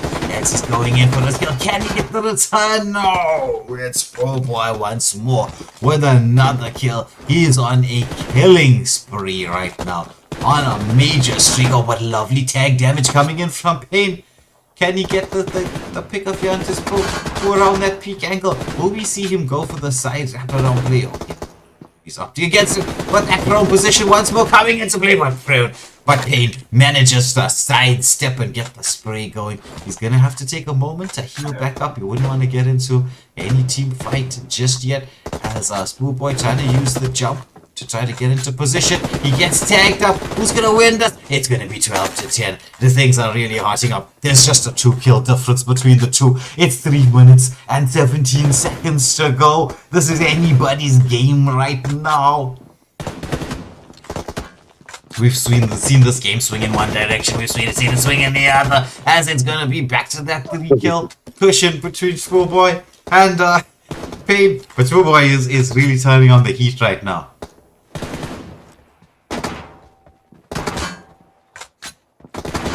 Oh, nice tag coming through here. It's down to the under 3-minute mark.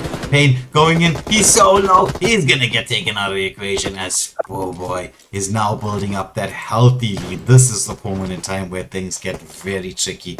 We were saying that next 2 minutes were gonna be game changing. So has the bit between his teeth. He's got the level of comfort here. He just needs to ease out this next minute and a half. Dancing around here, gets another kill. He's like, I don't need to ease out nothing. I'm just going for the kills. Oh, nice jump. Nice tag jump coming through here. He is a little bit low. Gets the tag, but Payne manages to reposition himself nicely there, but still there is this 4-kill gap between the two.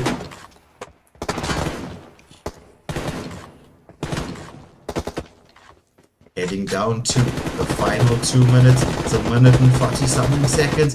And it's now down to 3. Payne, he seems to have gotten his second, I can't even say second, this is like the third win between these two players.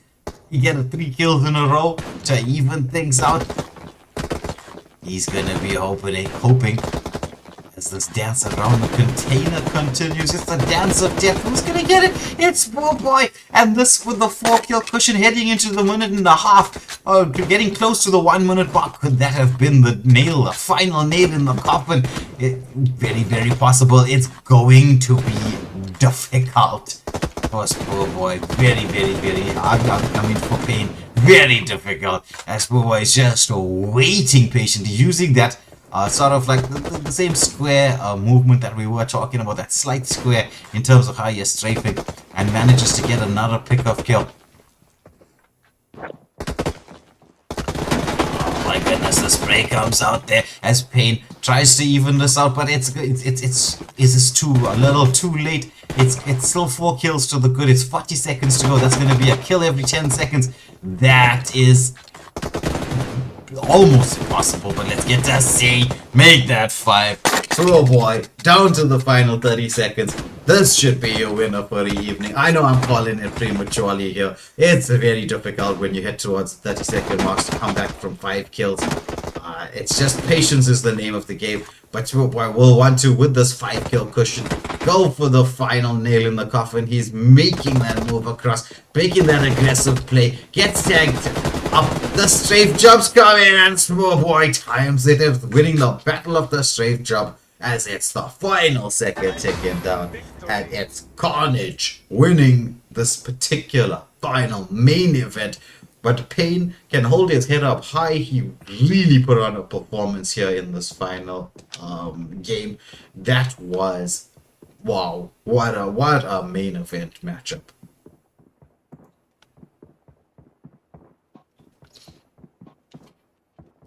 Exciting stuff. But for all of you tuning in at home, firstly, don't forget to press that like, share, and subscribe button.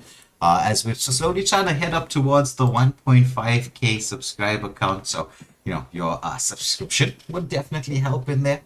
But what a fun Sunday evening to spend here. So big shout out to King Ravi and the Karnage Network for supplying us with some intense PubG action. I'm sure you all enjoyed this. We will be back with this next week.